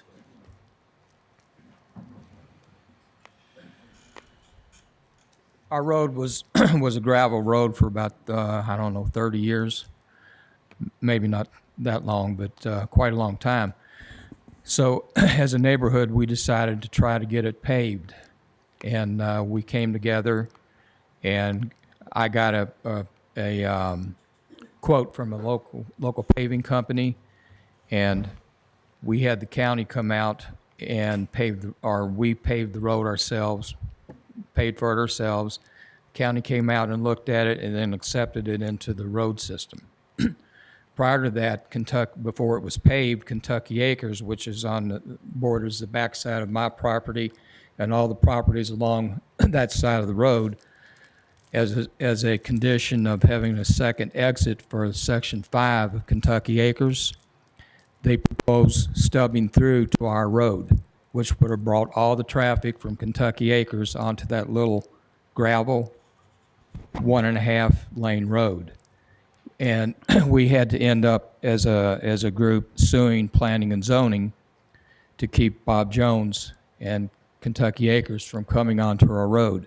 At that time, the county engineer came out and looked at the situation, looked at our road, where they wanted to stub onto our road, and determined that it was not safe. There wasn't enough line sightage for entering the road, and we were successful in our suit. And since then, there hasn't been any attempts by Kentucky Acres to come onto our road. Do you have anything in writing that from those people that says that it was unsafe, that it's unsafe? I can probably go back and find it. It was a gravel road at that time. Charles, let's have Jim talk through that to represent the county. Sure. What he just said is true. I don't have all the details, but I do remember that there have been several attempts to connect to any part of Osage Road. There's a water tank that has an access easement to it, and it can't come out there. That's probably the best. You can't see it on this map, but it's a long ways down the road. That's probably the best part of the road. But this lower part, there was a time when we were looking at, or it was proposed to take one of the lots in Kentucky Acres and come out to Osage, and we couldn't allow that because it is a narrow road. Now, I don't have the dimensions off the top of my head, but I can stand here and verify that what he just said is in fact the case. And then they did, that was not part of the road network. They did spend their own money to bring it up to standard, and it was accepted, but it's still a narrow road. Thank you. Jim, I have a question. Is the Kavanaugh Center, is that the 6220 there? I'm trying to No, figure out. Kavanaugh Center's in Crestwood, over on Kavanaugh Okay, Road. so it's farther away. Yeah, Okay. All right, further yeah, away. and that's Got it. it's going through change in zoning, and we believe it's going to City of Crestwood next. It was recommended by the Planning Commission. They do have cabins, and they also have an old building Okay. that they're going to convert. That's fine. into I thought maybe it was on this road or something. Yeah, Okay. it's not Got around it. here. All right. Okay, thanks, Jim. All right, so we're going to do 5 minutes time of rebuttal. We're going to start with the applicant, and then 5 minutes for opposition. So collectively, opposition, you'll have 5 minutes. I suggest that maybe you find 1 or 2 people that can speak rebuttal for your time. We're going to start with the applicant, 5 minutes for the applicant, 5 minutes for the opposition, and then we'll have final statements, no new testimony. It's just final statements at the end. I'm going to start with the applicant after we do rebuttals. You'll have 5 minutes collectively, and then final statements for the applicants. So applicants, if you'd like to come forward, you'll have 5 minutes for time of rebuttal. You've heard a lot of what was said. 5 minutes for rebuttal. Thank you. So I appreciate all of their concerns, and I do understand them. There were some personal things about my life and whatnot that were brought up, which are not necessarily important, I don't think. But I would like to say that we are not in the short-term rental business. And what I said was absolutely true. This is our first short-term rental, and we picked it because we love the area. We could have invested in Canada. We could have invested anywhere. It was an affordable property. It was a beautiful A-frame, and we love the area, which is truly why we bought it. Logically speaking, I could buy something closer to Toronto, but we are looking to potentially relocate to the United States, as I mentioned, and we came across this opportunity and we truly purchased it for that reason. And we do plan to spend a lot of our time. We like the fact that it's quiet. We like the fact that it's a neighborhood. We do have young kids of our own. I have 3 kids, all under the age of 7, so I completely understand the concerns. I have driven that road, I'd say 6 times in the last 24 hours because I was back and forth at the property over the last couple days, and it is indeed a narrow road. It does wind, yes. I am not familiar with the area, and I did have to be extra careful when I was driving it. I completely acknowledge all of that. I go up to ski cabins in Canada all the time for weekends. They have the same sort of atmosphere. We just have to be very, very diligent in making sure that our guests are aware of this. Our maximum occupancy, what they were asking about, is actually only going to be 8 people. When we purchased the property, it was a 5-bedroom, 2-bath house, and we're actually in the process of converting it to a 4-bedroom, 3-bath house. So our goal is not to cram people in this. Our goal was to actually design it for ourselves. We wanted to add a 3rd bathroom for ourselves because we felt like the bathrooms were lacking. And in all honesty, the house may look cosmetically okay, but there is a lot of deferred maintenance on the house, which is why the property has been worked on for the last few months. I did apply for the permit just 1 month ago, which Ryan can speak to. We already purchased the property. We had started our renovations, and we were looking into the potential of what this short-term sort of process could look like for the property. But I am not in the short-term rental business. That is not primarily what I do. We do rentals. We do long-term rentals. The intention to buy this property was not to long-term rental it. It was to be able to use it. I know a lot of people spoke about property values. In our opinion, this is going to preserve property values even better because short-term rentals are transient. It's not like somebody's going to come and live in the house and it's going to be sold as a rental property. If and when the time came to sell this house, it would be a vacant property, a fully renovated vacant property, which in my humble opinion would actually increase the value of the property because of the upgrades and the condition that the property would be sold in if we were to ever sell it. I don't know if there was any other specific concerns with respect to, I know people were talking about management, and Tony can probably help me speak to that a little bit, but our intention is not for anybody to ruin the property or to ruin the neighborhood in any way. I would like to participate and be part of the neighborhood in whatever way we can. And like Tony said, she's lived here for 20 years. She manages many other properties which are in neighborhoods just like this in the same area, and we haven't had any opposition from any of the neighbors according to all of my dialogue with Tony. It is a very open dialogue. I would ask that maybe you give us a chance that's conditional of some sort to prove to you.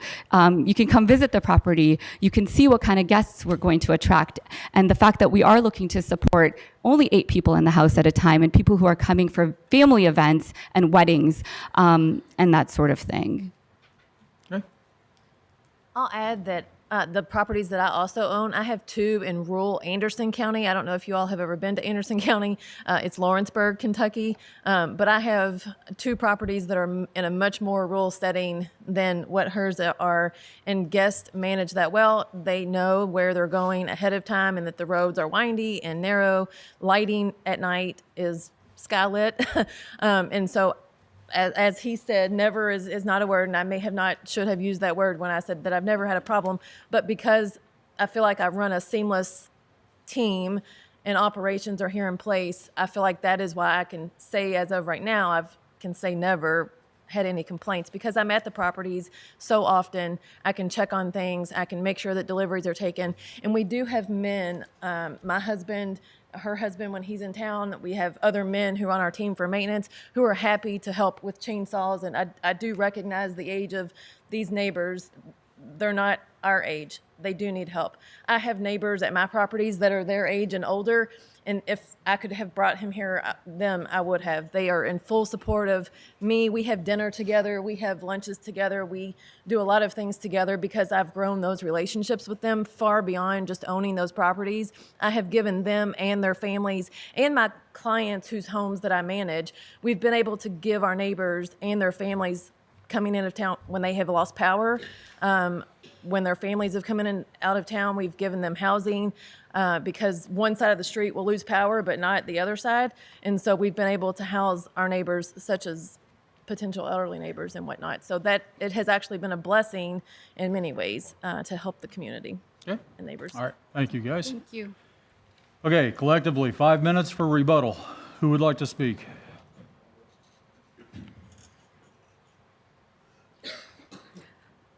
Beverly Young, I'd like to reiterate, I know that she has said many times that she's building, the house is beautiful, they love it, they want to visit, they want to stay here, they're thinking about relocating to the U.S., all of those things. But again, on the YouTube video about 3 mistakes you should avoid as a real estate investor. Mistake number 2, sticking to a market because it's close to home, because it is comfortable, but not necessarily a great investment. Personally, I now focus on investing in the Southeast United States, even though it's not close to home.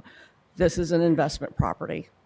It is not, all the words, it doesn't matter. It's like this tells me when you have a YouTube video where you're telling people how to make money out of Airbnbs, that's your primary focus.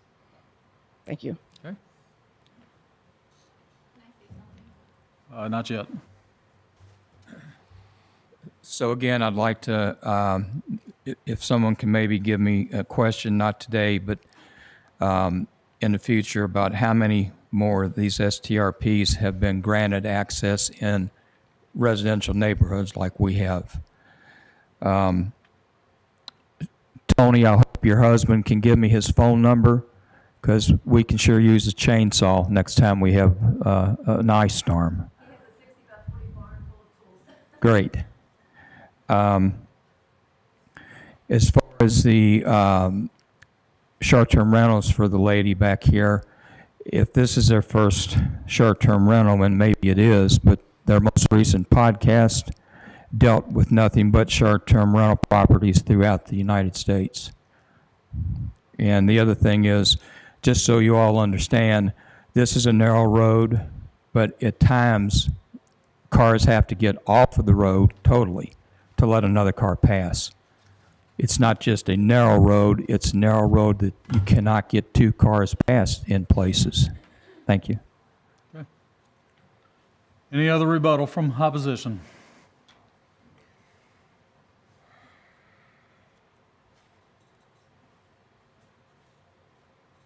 I just want to hit on the road thing again. I can't tell you how dangerous really that road is. It's skinny. At times, like Mr. Sick said, you can't get off the road to pass anybody. There's banks on the side of the road. If you get off in there, it's going to take a wrecker to get you out. I mean, it's really, if anybody wants to drive back there, take a look. It's not safe enough for unknown traffic to come back there. Like he said, or everybody said, you got to know that road or you're going to have a wreck back there. It's that skinny and that dangerous, that up and down, and the banks on the side are what really bother me. And you pass all that on that way to that piece of property that we're talking about. And the only part of the road that's wide enough to pass on is the very beginning. But once you get to the little turns back there around Mr. Griffin's place, I mean, this narrows down to nothing. One car, one truck, or you're backing up or whatever, and if you run off, you're in trouble. Thank you. As a pedestrian on the road, when a car comes, you don't necessarily, if they're driving very fast, you don't necessarily have a whole lot of time to get out of the way. You know, it is barely one car wide, so it's you want to get off the road. And there's steep embankments, there's large rocks that were, put down over the gravel before it was paved. And, as has been pointed out, a lot of us aren't spring chickens on that road, so we can't just hop off and get out of the way. A lot of times there's not even grassy areas, it's steep, rocky, uneven area, and we have to step very carefully, and that takes time. So, that's another, it's not just cars, it's the pedestrians of all ages. Okay. Rebuttal? About a minute and a half left. The other thing, I'm still not sure how this can be allowed in a residential zoning like we are. And I don't know if someone can answer that for us, if this is an appropriate place to answer it or not. But we do have restrictions in our subdivision that allow for residential property only. Doesn't say anything about rentals, any businesses or anything. Okay. Any other rebuttal? We went through this a couple years ago. I really don't even know why it's been brought back up per se, that a conditional permit for a number of people and for 365 days a year. Okay. Okay, any other rebuttal from opposition? All right, if you want to stop the clock, we set for 5 minutes. We'll start with opposition. Final statement, you'll have 5 minutes, no new testimony. If there is any additional statements, you'll have 5 minutes just for final statements. Anything that hasn't already been said. All right, the applicant will end with you. Final statements, you'll have 5 minutes. No new testimony. I just wanted to address a couple of quick things. One being the HOA. Tony and I did spend a long time reading through the HOA, and it doesn't state anything in there that we read regarding the lack of use of this property in any such form. And like I said before, I would ask for some grace and our ability to prove ourselves to everybody, including the neighbors. And should we not be able to fulfill our end of the requirements, I'm sure there is some sort of way that we can be prohibited from using it this way. But again, our intent is not to create an unsafe environment for anybody, including ourselves. And like I said, we have driven that road many times now.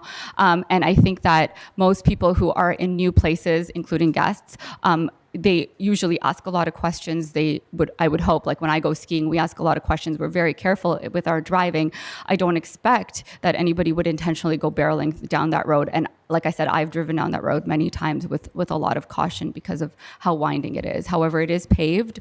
And I think with appropriate signage and notification outside the house and, communicating with these guests effectively, I think it can be mitigated. Okay, thank you. Okay, board, questions for anybody in the audience? I have one more question. So someone talked about a bus tipping over on the road, school bus tipping over. Are there any other accidents that have occurred on that road over? So Bill, let's direct it to one individual and bring this person forward. We have had just having things done to our property. Well, one, we had a son that was on the bus that tipped over. We're at the top of a hill, and it's a curve. It's just before 6225. We've had a garbage truck go over. We had a plumbing truck go over. We had a a truck delivering metal for our pole barn. It went over. How many other things have gone over? Okay, 2 UPS trucks. Yeah, okay. Mail 4 times, mail truck 4 times. All right. Yeah, recent. Yeah, a lot, several. All right, thank you. That gives me We've a had feel. a couple of semis try to come down, and that doesn't work out well either. Questions for anybody? Staff? I guess I have are there any plans to improve the road or do anything to make the road safer? None that I know of at this time. Okay, thank you. All right, I'm going to close the floor, open it up for discussion. Okay, so I have some comments. Given that there's 12 children, testimony that 12 children are living on the road, numerous accidents that were just discussed, safety is a concern. I have a horse farm on a road very similar, 1817, and there's young people. There's a reason that insurance rates for younger people are more than older people. But so younger people are going to be going to weddings or staying there, and they don't know the curves and the bends. And I mean, I've had so many close calls where I've been forced off the road on this 1.5 lane road that our horse farm is on. It's scary, and this road sounds like it's very similar to the types of situations I've encountered on our road. I'm very concerned about safety, and I would feel bad if somebody gets hurt and it's been on my watch. So that's my concern. Okay, any other discussion? Okay. Turn your mic on.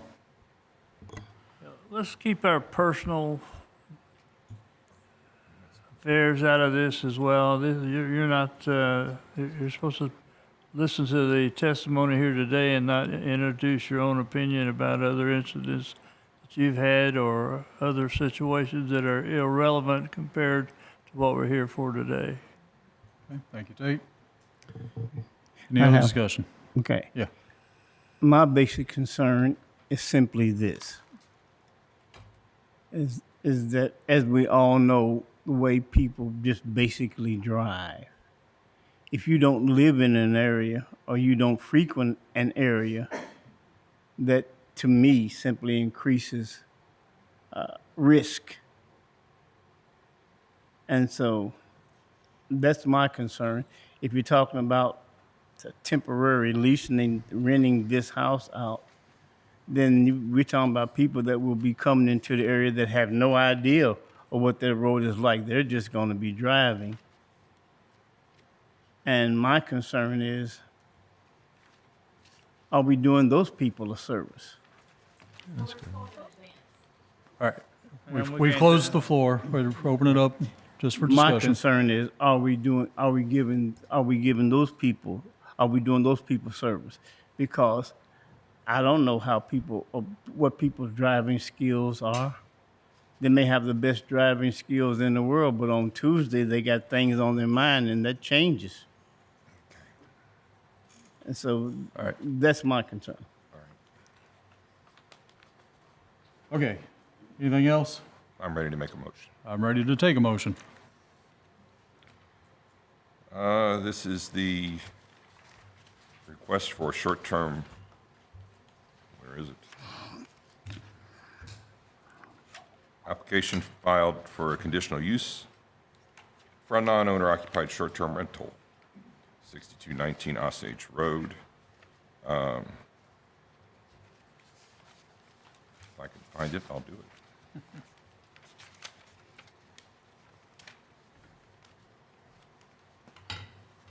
There it is. Make a motion to deny the conditional use because the proposal use is not essential or desirable to the community. Following factual determination is conclusions due to limited road access and safety concerns related to this property. I'll second that. Sorry. Do I have something else I have to do? No. Oh, That's it? Okay. Complete. All right, we've got a motion. Bill, you second. Any discussion? All in favor signify by saying aye. Aye. Those opposed? This application's been denied.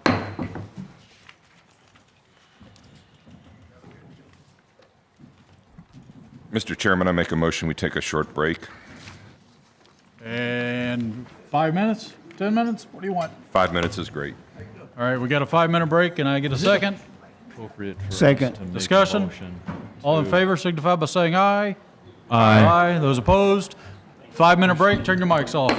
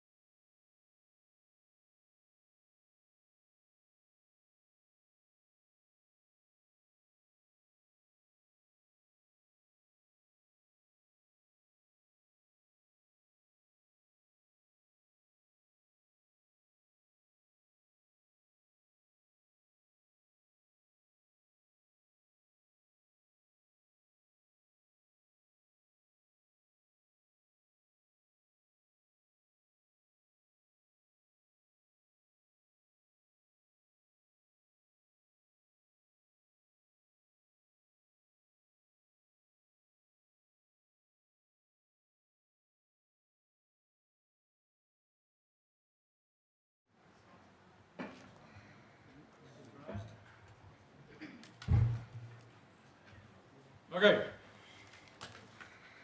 Board members, mics back on, cell phones off, and I need a motion to come back into session, please. Make a motion that we come back in session. Thank you. I got a second from Bill. All in favor, signify by Aye. saying aye. Aye. Those opposed? Okay, back in session. And Charlie, if you want to read the next. Yes, sir. case. OC 23030, an application has been filed requesting a conditional use for a carting and hauling establishment, contractor equipment storage and self-storage facility on property located at 5101 West Highway 146, Crestwood. This property is zoned C4 Highway Service District. Just for reference, this is the former Tri-County Ford. Yes. Good morning. Brian Fogel, Assistant Director, Oldham County Planning Development Services, is what was read into the record. This is a conditional use request, and we'll explain what the specific request is. And it is on the former Tri-County Ford property located at exit 17 at 146 and I-71. Notification for today's hearing was posted on the county's website. Adjoining property owner notices were mailed, and a legal advertisement appeared in the Oldham Mirror. The location of the property is at the exit 17 on 71. It is the former Tri-County Ford property. The entire request is what's highlighted here on the outside perimeter of the property. And then you see there's an interior line right here. Their plan right now is just for some outdoor storage here and here, and then maybe some things on the inside. They don't have any definite plans for the remaining balance of the property at this time. The zoning is commercial. Adjacent to it, across the 146, the railroad track, and Old LaGrange Road, is this Stone Ridge subdivision, and then the patio homes where the Gardens of Stone Ridge is at. The interchange is right here, and then way across the interchange in I-71 is Darby Point subdivision. There is a fair amount of history to this property, but it's really all just related to Tri-County Ford when it was located there prior to the time that it went down to exit 18. In 1985, the Planning Commission heard and recommended approval of a zoning change from R2 to C4. In September of 87, this board granted variances in the setbacks for two proposed freestanding signs that would advertise Tri-County Ford. In September of 98, the board granted an additional variance for a third freestanding sign. However, that sign was never erected because the State Highway Department would not issue a permit for it because of its proximity to I-71. In June of 98, this board denied variances requesting additional proposed freestanding sign. And then in December 2001, the board did approve a variance in a height of an additional freestanding sign. This is the applicant's development plan. The interchange is here, 146 is here. The former car dealership building is right here. There is a business located in there right now. What was the body shop is back here. There is a business located there. And what they're proposing is storage space for tractor trailers here and here. And those are highlighted in yellow here. So the one outdoor storage area is immediately adjacent to the interchange. The other outdoor storage area is behind the building, 146, right here. The entrance is right here.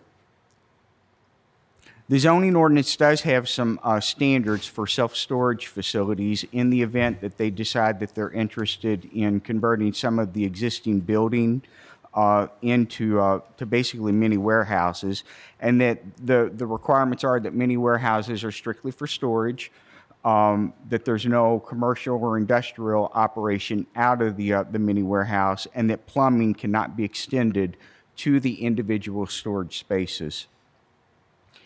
In their justification statement, the applicant has indicated that due to the fact that this property is adjacent to Interstate 71 and Exit 17, it's conducive to this particular land use.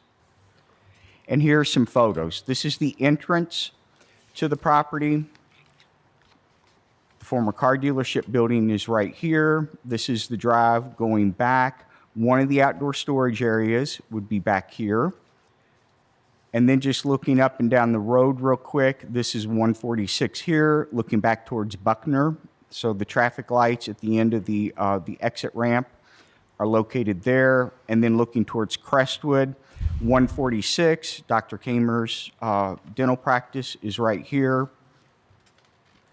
This is one of the areas where they're proposing the outdoor storage. It's immediately adjacent to the interchange ramp right here. This building is the former body shop building. Kind of the same photo, except here it picks up this back area about right here where they're proposing the second outdoor storage area.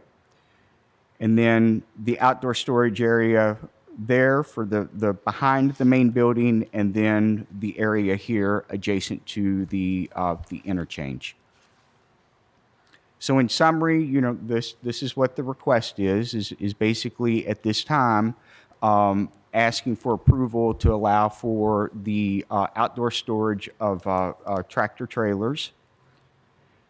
We have not received any correspondence either in support or in opposition. We did get a phone call from a resident in the patio homes on the other side of 146, the railroad track and Old LaGrange Road, just asking general questions, didn't really state an opinion either in favor or in opposition.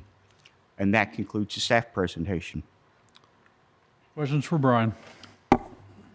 You're saying that they're asking just for parking of semi-trucks? That is correct. And the applicants are here so they can... Because it says that they're looking at contractor equipment storage. I'm thinking backhoes and bulldozers and things. Okay. So that's a question. Yes, I'll let the applicant The current address that. storage units that are in Oldham County, those are restricted to recreational and other equipment? That you can put RVs and boats in there, but you can't put tractor trailers or construction equipment or anything else in there, can you? You could Where put are RVs. Where are you talking about? Well, like at what was Rocket Storage. Well, there are two different types. That we do have contractor storage, like in 329, the old 329 in Crestwood, that is contractor storage. Okay.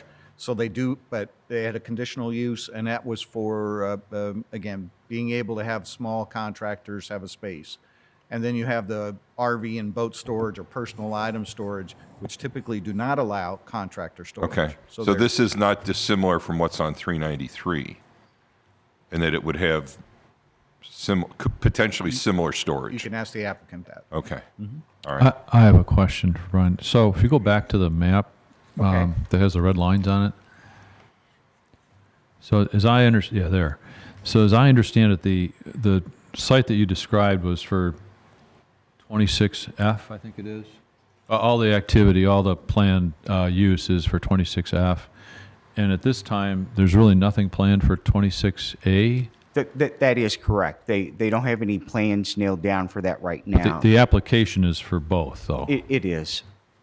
So in the event that you all were to grant the conditional use and they decided that they were interested in expanding onto 26A, at a minimum, it would require that they have to go before the Planning Commission for site plan review for approval of any of the improvements on the property. Additionally, you all would have the option of stipulating that they need to come back for your all's additional approval if you chose to put that as a condition of approval. Okay. Quick question for me. The suggested conditions of approval. If you can go back a couple of slides, I'm just asking why are those your suggested conditions of approval? Okay, the zoning ordinance, well, I'm going to take the the numbering is off, but so I'm going to take number 1, but they're all number 1. I just now saw that. So I'm going to take the bottom number 1 first. Yeah. It's pretty standard for the board to stipulate, hey, what we heard and decided on today is what we heard decided on. And if it changes, it needs to come back to the board for your all's consideration. Okay. The top 2 number 1s are basically the standards for any type of mini warehouses per the zoning ordinance in Oldham County. If they decided to use the 2 existing buildings there for some mini warehouse facility, those 2 things would stipulate that they have to comply basically with the standards of the zoning ordinance. Yeah. All right. Any other questions for Brian? Thank you, Brian. Okay. And if we can have the applicant come forward.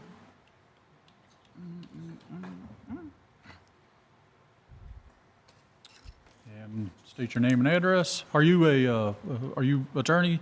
No, Okay, Your I Honors. need you to get sworn in. State your name and address. J. Hall, 1503 Kamer Drive, LaGrange, Kentucky. I'm Gant Jones, 2910 Darby Creek Drive, Crestwood. Raise your right hand. Do you solemnly swear to tell the truth, the whole truth, and nothing but the truth? Yes. Thank you. Okay. If you want to justify your project. So it's quite simple. We have a lot of exterior parking space, being an old dealership. We have leased the 2 buildings out. One of them's mostly leased. The front building, there's part of it that's potentially future leasable space too. The tenants don't need all the parking lot, and we're trying to look at options for generating revenue on those spaces. I have the boat and RV storage space on 393. So the thought was maybe I could move all the tractor trailers out of that lot and put them over here.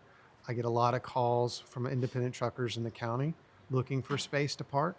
There's a benefit to parking in Oldham County for these guys because in parking in Jefferson, their taxes, or not tax, their insurance is higher. I'm sorry, just move the mic up just so I can hear you, but keep Okay. going. So yeah, the reason why we're asking kind of for a variety of different things, because I don't want to yield it down to just tractor trailers. There might be opportunities for contractors who have container storage and stuff like that to park, to lease a space or something along those lines. So we're just kind of looking at the space in the back. The spaces in the back are, we were allowing Ford to bring their tractor trailers and park there for a while they were doing construction. We realized that the front parking lots, for one, we don't want to see it, but 2, it's not structured for that kind of weight. The back is, so we can do something with that parking them in the rear there. Okay. Questions? So Dan, again, it sounds like everything is right now is planned for this 26F area, the smaller area in the red up there. Yeah. What do you have thoughts or any? Oh, as far as in the back and side? 26A, yeah, the back and the side. So at the moment, no. We've had opportunities. One of them was Ford was looking regionally for a place to have more of a permanent home. We thought about that. They moved on. Permanent home for what again? They're tractor trailers. Okay. Because they need a place. And then we've also had discussions with other people, not for storage though, for highway use. That would be as of right. Okay. I would just add that this property, we're trying to, the property sit empty for a number of years. I don't know the exact number, but I'm going to say 7 to 10 years. It has sit there empty. And when we got it, it was in a state of somewhat disrepair. And we've been trying to improve the property. We've been trying to come up with a long-term permanent plan for the property. One of the drawbacks to this property and doing anything with this property is sewers are not available to the property. So we have to be very cautious about who we put in there because of the lack of sewers.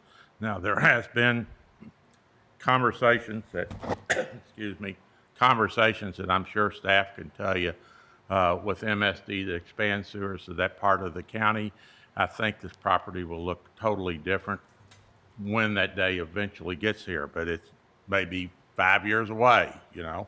So we're just trying to keep our property looking good, generate some revenue until such time that we can come back with a more permanent plan. This is more of a temporary plan, I'm going to say, for the next 2 to 5 years, in my opinion. But, you know, that's all going to be dependent upon when MSD and sewers come to that part of the county. So we have to answer any other questions you may have.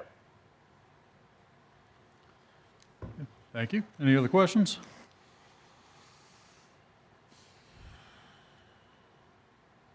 Okay. Thank you very much. You did state that no other email, phone call. You've already stated that, right? That is correct. Yeah, okay. Is there anybody here wishing to speak in favor of the application? Opposed to the application?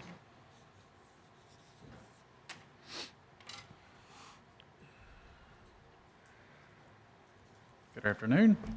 Barry Laws, 3411 Findlay Mill Road. I'm not necessarily opposed to it. Let's get you sworn in. Oh, sorry. Do you solemnly swear to tell the truth, the whole truth, and nothing but the truth? I do. So I'm not opposed to it. I want you guys to do great there. I want them to improve it. Right now, I don't think it's an exaggeration to say it's an eyesore. To have tractor trailers is a bigger eyesore. It is the richest county in Kentucky, and it's going to look like, well, I won't even say what it's going to look like. So I would just say that if it were me, I would ask how we're going to mask some of that issue, right? Okay. Buffer zone for visual. Thank you. Okay.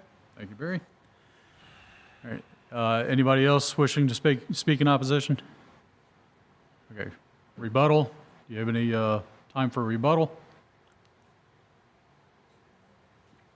Nothing? Okay. Board members, questions for anybody? I would like to actually, if I can bring you forward again, please, and I would like to actually address what Barry just asked. The storage, can you tell us a little more about what that storage might look like? We don't anticipate building anything at this time. Okay, it's just strictly... Just outdoor storage for now. I mean, it's just... How many spaces? Probably 30 to 40 spaces. Okay. This is all at the rear of the property on the side. And is that 30 to 40? There's two suggested storage places. That's the entirety of all of it. 30 to 40 for all? Yeah, yeah. Okay. All right, thank you. We're attempting to kind of put the storage along the interstate ramp and in the back of the property where we think it's probably the least visible and the least of a potential eyesore. Yeah, we had a picture right there.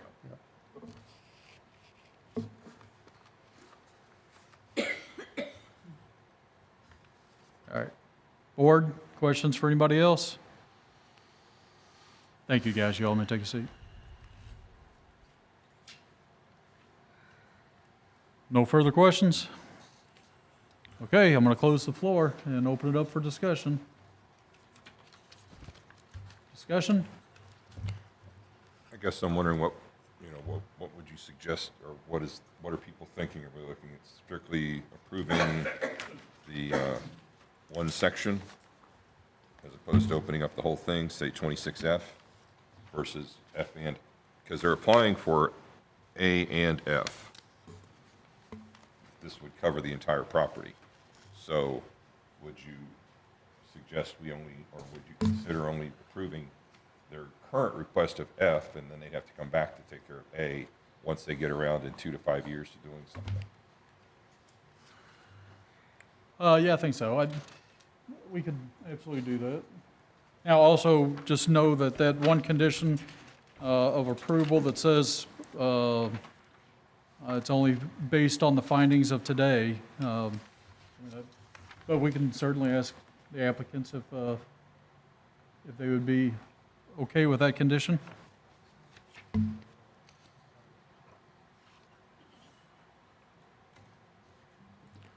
And just in our conversation, I think the reason I guess, just a question, is there a problem with people living in mini warehouses?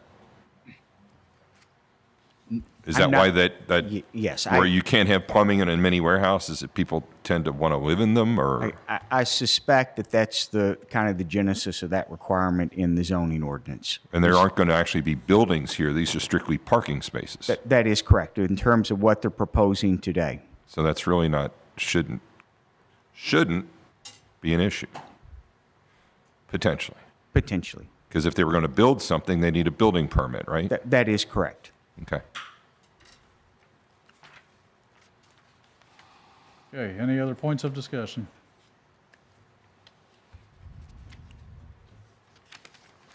Again, do we want to limit the number of storage? Based on testimony is, I think, 20 to 40 is what I heard. 30 to 40? Okay. Yeah, 40 You want to limit that? 40 is fine. No, I think that's okay. Right now, 30 to 40. Oh, do what now? I think 30 to 40 is okay. Right. You're okay with that? Yeah. Yeah, okay. Okay, any other discussion? I'm ready for a motion. Okay. This is OC 23030, carting and hauling establishment. Move to approve the conditional use because the proposed use is desirable to the community and not in conflict with elements, objectives, and policies of the comprehensive plan based on one or more of the following factors.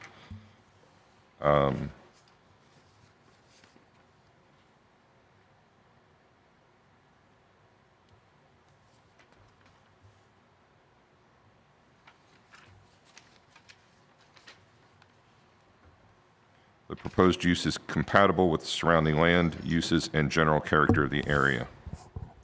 The proposal is limited to, or the approval is limited to tax parcel 26F and will have a maximum of 40 parking spaces.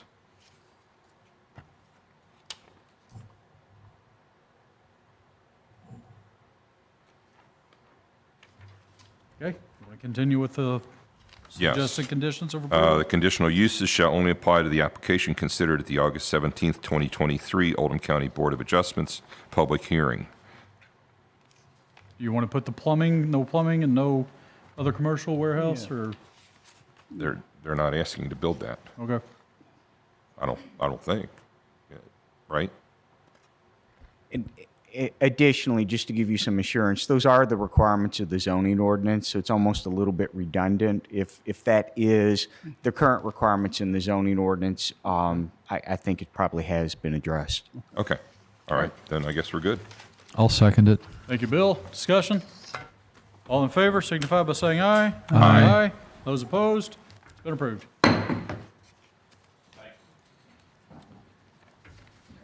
And Charlie, if you want to read the last one. Yes, sir. OC 23031, an application has been filed requesting a conditional use for an event venue located at 2201 Findlay Mill Road, LaGrange. Okay. Ryan? All right. Ryan Fisher, Senior Planner, Oldham County Planning and Development. As Mr. Ward stated, this is an application for a conditional use permit for an event venue located at 2201 Findlay Mill Road in LaGrange. It's currently zoned agricultural. It's currently being used as a private lake, 30.02 acres in size. No site history, the case history. We did have a pre-application meeting on July 13th, and I'll just tell you a little bit of brief story of how this kind of came about. Our partners, as well as code enforcement, always kind of keep an eye on Facebook and social media. And so there was a post about events wanting to take place at the quarry. And so code enforcement reached out to the owners and said, I think you need to come in and look at a conditional use. We'll say the owners were very forthcoming, came in like the very next week, I believe, talked to them about what they needed to do, and they came in and filed the application for the conditional use permit. So we did have that pre-application meeting July 13th. We posted the agenda and everything to the website the end of July, joining property owner notices mailed on August 4th, and then we had our public notice appear in the Era on the 10th. So this is, if any of you all aren't familiar with this is the quarry on Finley Mill Road. Currently zoned agricultural, surrounded by a couple other types of zoning, but agricultural is the entire property. So the applicant's requesting a conditional use permit for private event space on their 30.02 acre tract. Property is currently an outdoor venue that offers people the ability to float and relax in the man-made lake. I know it's been around for a while. I think the owners can probably let you know how long it's kind of been used for this purpose. But when they did start, kind of advertising for birthday parties and different types of events is the reason why we really kind of wanted to bring them forward for the conditional use aspect on the property. According to the applicants, and I'll let them justify this more in nature, a lot of the events that they are advertising for, we're going to talk to you about today, they've already been doing on the property for a while. But currently, the main use of it is the outdoor venue that allows people the ability to float and have fun on the property. So here is the agricultural zoning, permitted uses as well as conditional uses. This was provided in your staff packet. So currently they've kind of been operating in this area in regards to the lake, with the additional things that they're wanting to do, a little bit more fitting over here that they would come to you all for the conditional use on the property. The goal of the applicants to use the land as an event venue to host events, and you've got a little bit of these in your staff packet as well that they provided, but looking at celebration events, team building events, family, corporate gatherings, as well as their own planned events, including but not limited to arts and crafts fairs, floating, scuba diving, holiday-related events, and live and recorded music. Ryan, could you go back couple steps? The special permit uses lakes, man-made, non-commercial. Has there been admission charged to use this lake? Yes. Okay, There so has it is been. commercial. Right. And like I said, they've been And that's operating what probably makes in it- this capacity for however long this thing has been But it hasn't used. been non-commercial. Right. Okay, all right. Thank you. So here is kind of their current state of the things they have on the property over here on the left, and then looking at future improvements to the property on the right. And I'll let them touch more on this in their business plan. And once again, both of these documents are included in your staff report. And then looking at just events that they would like to have out here. And once again, they've stated that some of these have already been occurring on the property, but looking at some future water events as well as land events. According to the business plan they provided, the hours and days the event venue plans to allow scheduled events from 8 a.m. to 9 p.m. Sunday through Thursday and 8 a.m. to 11 p.m. on Friday and Saturday. Guests will be off the property no later than 11 p.m. according to their business plan, and the event venue plans to maintain their current maximum guest capacity of 400 people.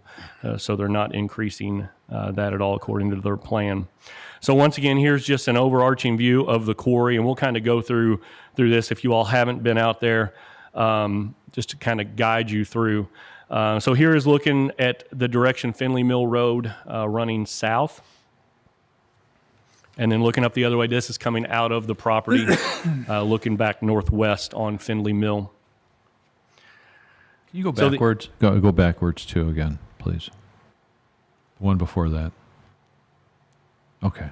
And it comes out there. Thank you. Yeah. Okay. So the entrance and exit to the property, coming in off Finley Mill Road. And the way I've done this, I'm just going to kind of guide you through, and then there'll be pictures to kind of show you.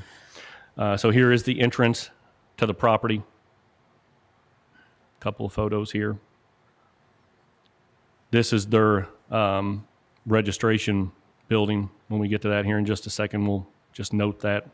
And this is the direction looking out of the property if you would be leaving. As you come into the property, you're directed to kind of come in and funnel around to the check-in shed, which is what I just noted 2 pictures ago. You'll come in and then kind of make this pass around to get as many cars in that they need to without stacking up anything on the roadway. The applicant did state they've had much more success at not backing anything up on the roadway since they've started to do online check-ins and things like that, online ticket sales.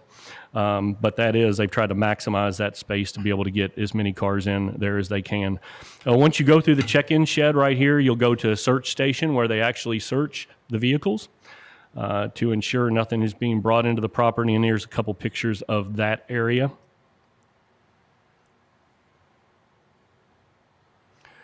And then parking areas and VIP areas all around the quarry. I think when we went out there, I think these are mostly the VIP areas that people can actually rent ahead of time so that they have a spot, guaranteed. But all of that area around the quarry are those parking areas. And then just a couple more pictures of the quarry itself, looking at around from that check-in shed area. This is their beach area that they have, which is back in here. And then another one from the other side where their VIP areas are. So in summary, the application's been filed requesting a conditional use permit for private event space located at 2201 Finley Mill Road. The potential conditions of approval is the conditional use permit shall only apply to the application considered here today at this August 17th, 2023 Board of Adjustments public hearing. The event space hours of operation noted in their business plan of being 8 a.m. to 9 p.m. Sunday through Thursday and 8 a.m. to 11 p.m. Friday to Saturday, and that maximum guest capacity shall be no greater than 400 people. With that being said, that concludes my presentation. I will just make a quick note in your staff packet. There were a couple letters, one in support and then two letters against that are included in the back of your staff packet, and that's all I received on this.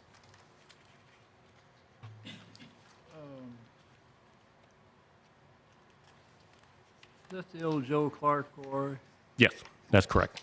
Go back to where you had a maximum of 400 people and the hours. Yeah, keep Right it there? Yeah, keep it there for just. Is that in the packet? It is number 4 under the notes, Got it. page 2. Got it. Yeah, thanks. Okay. All right. Any questions for Ryan? Okay, thanks. And if I can have the applicants come forward, please. And state your name and address and be sworn in. My name's Kara Carnes. My address is 2202 Finley Mill Road. All right, make sure you talk directly into the mic. A little bit shorter. Raise your right hand. Do you solemnly swear to tell the truth, the whole truth, and nothing but the truth? I do. Thank you. All right, and if you can justify the project. Okay, basically, this property has been utilized for basically the same thing since about 1998. Bring the mic a little bit closer to you. Sorry.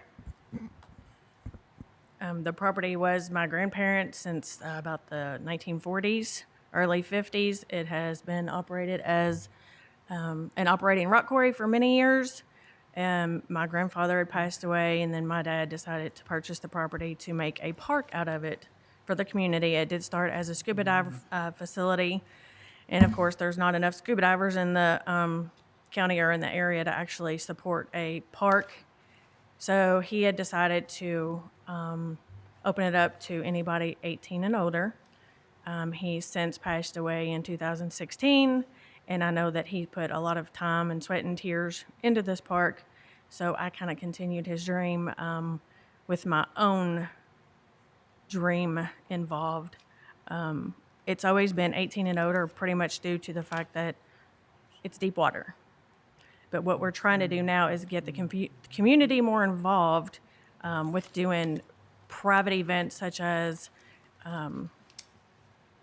sorry, I'm not a very good speaker, such as the birthday parties, reunions, graduation parties, weddings.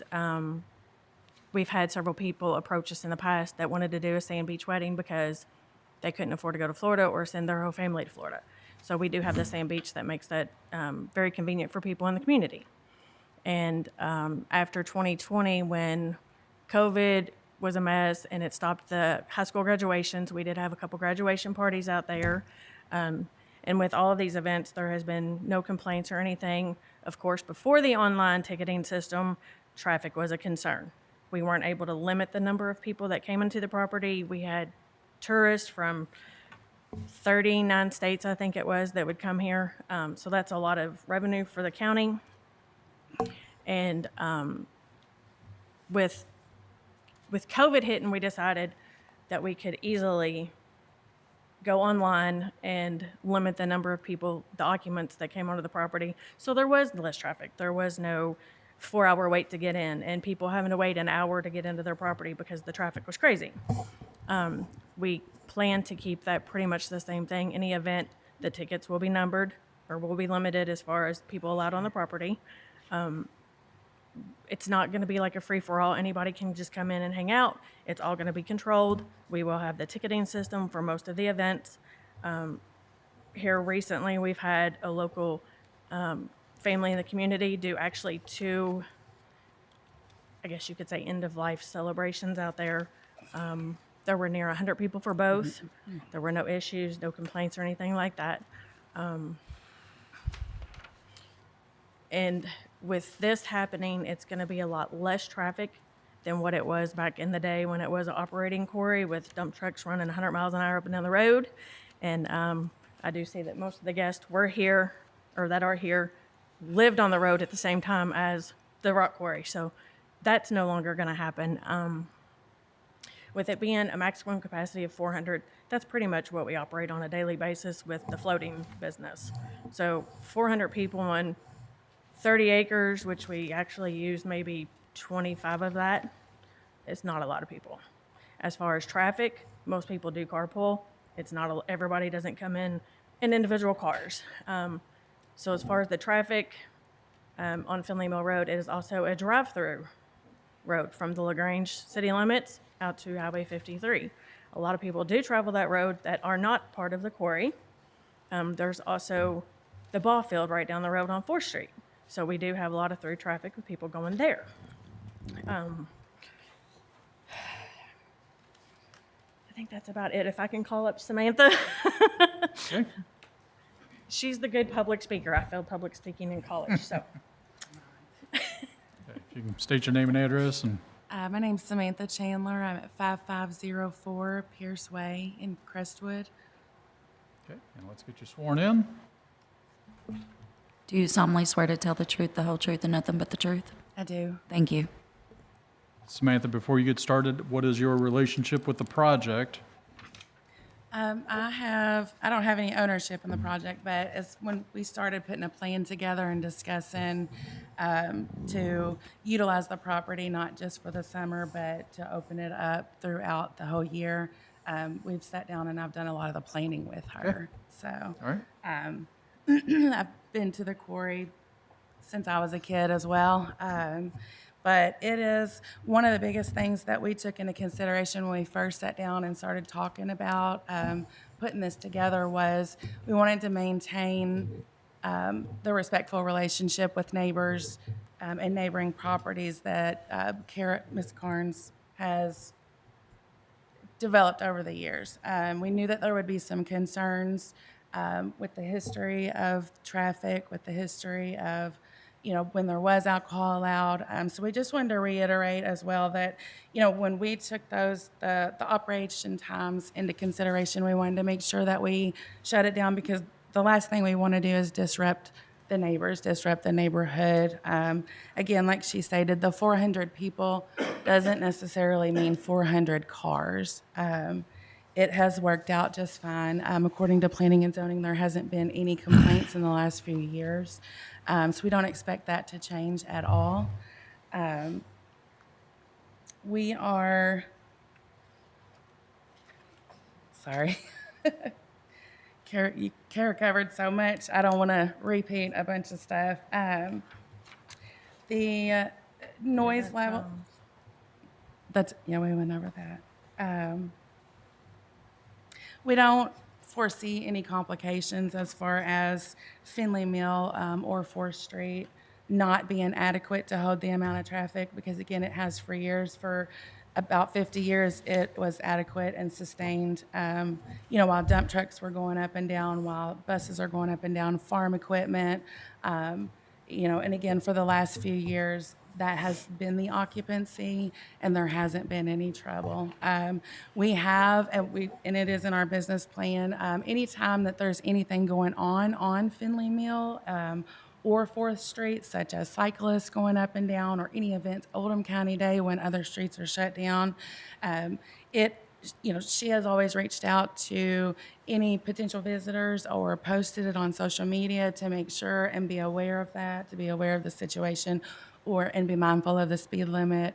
As far as, in the past, again, there's been complaints of traffic, there's been complaints of trash. That's also, Ms. Carnes lives across the street from the quarry. That's something that she has also battled, some with Republic. I know she's made some complaints, and I'll let her talk a little more to that as far as to Republic as they come up and down and trash cans are knocked over, trash is left on the road.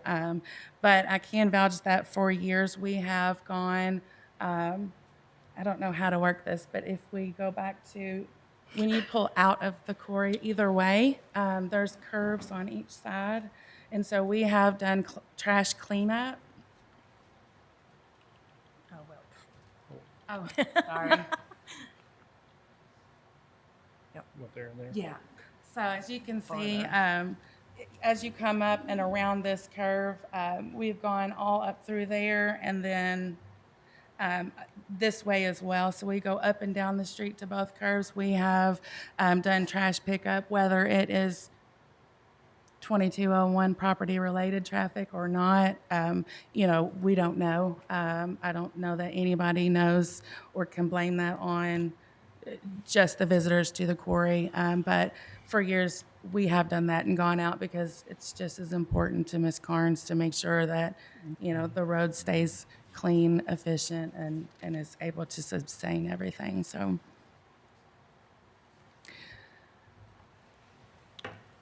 Okay. Noise levels. As far as noise level concerns, I know, again, that has been a thing. We're trying to address anything that's kind of been a concern in the past, because we feel like there's no question that when neighbors heard this, that I'm sure their first thoughts went back to years ago when it was, we all know that it was a little bit out of control. That is not the goal here. Noise levels, we've talked to some of the neighbors to see if they've heard anything over the past. Ms. Carnes has had KSP come out. Their bomb squad has come out and done some practice out there as well. We've talked to some close neighbors that never heard a thing. They never knew that was going on. And so we don't foresee noise being any kind of an issue. We do plan to have security there at any time for any events that Ms. Carnes proposes necessary. They are there all through the summer. And so for things to get out of control is obviously not in the plan. We've talked about that. We've talked about the security being there. Currently, security is there through the summer. But our biggest thing is it's such a beautiful piece of property. And so right now it only gets utilized in the summer months. It's really pretty at all 4 seasons. So to open it up to the public, the community, to be able to work with the small and local businesses, with all those coming in out of town, we want to help promote the others. We want to help work with the Airbnbs. We want to, to be able to bring people on into Oldham County and be able to share that with everybody. So, okay. Do you have anything else? As far as the noise level concerns, the quarry is basically down in a hole. So the majority of it is surrounded by high cliffs and highly wooded areas. So as far as noise traveling, it pretty much stays contained to the quarry property. And I, of course, want my neighbors or anyone else that lives on the road that would be concerned. Please reach out to me at any time. You guys know where I live. Most of you have my phone number. I do live across the street. So, to me, this property is personal. I'm not an out-of-state property investor. I live right here, born and raised in LaGrange. Like I said, the property's been in my family since the 40s. I prefer to keep it that way. Finley Mill Road is like a second home to me, which now it is my home. So I have just as much interest in this neighborhood, farmland, neighbors, just as anybody else that lives on the road. Okay. Questions? I have an observation to make. Okay. I noticed that you put down that on Saturdays and Sundays, you were going to be open at 8 till 11 p.m. No. The weekend on our business plan is classified as Friday and Saturday. So Friday and Saturday would be till 11, and then weekday it would close at 9 p.m. So the weekdays are considered Sunday through Thursday there. Okay. Make sure your mic is your mic on? The observation is, I saw where you said the people were going to be off the property at 11. If you're closing at 11, they can't be off of the property at 11. So I would imagine you would be trying to get them off somewhere before. Then you didn't give yourself any time. No, you're That's why I fine. say it's an observation. So in one of the contracts that we'll make up for for anybody that does rent the space for an event would be in the agreement that all guests would be off the property by 11. So they would need to start, wrapping it up a little bit after 10, and to make sure that they are, and that would be understood in our contract with anybody that does rent the property. So I have a couple questions. Are there any limitations on like motorboat, like water skiing or anything like that goes on in there? Yeah, we don't allow any kind of motorboats or anything that has a motor into the water. It's kayaks, paddleboards, just floats in general. And then I presumably you don't have any kind of liquor license or, No, we have no intent of applying for a liquor license. You currently have an age restriction, Yes, which is 18. 18. Yes. If you're going to be having birthday parties and other events, Correct. you're going to have kids' parties? Correct. So you're going to change your age restrictions. For the land, the private events is a whole separate. So they're not coming to use the quarry necessarily.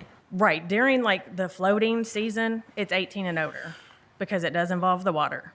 I see. That's because initially I thought it said floating weddings, but it's actually two different columns: water events versus land events. I don't know. No. Kind of cool. No, That'd be for a kind of private interesting. event, That would be cool. for a private event, children will be allowed.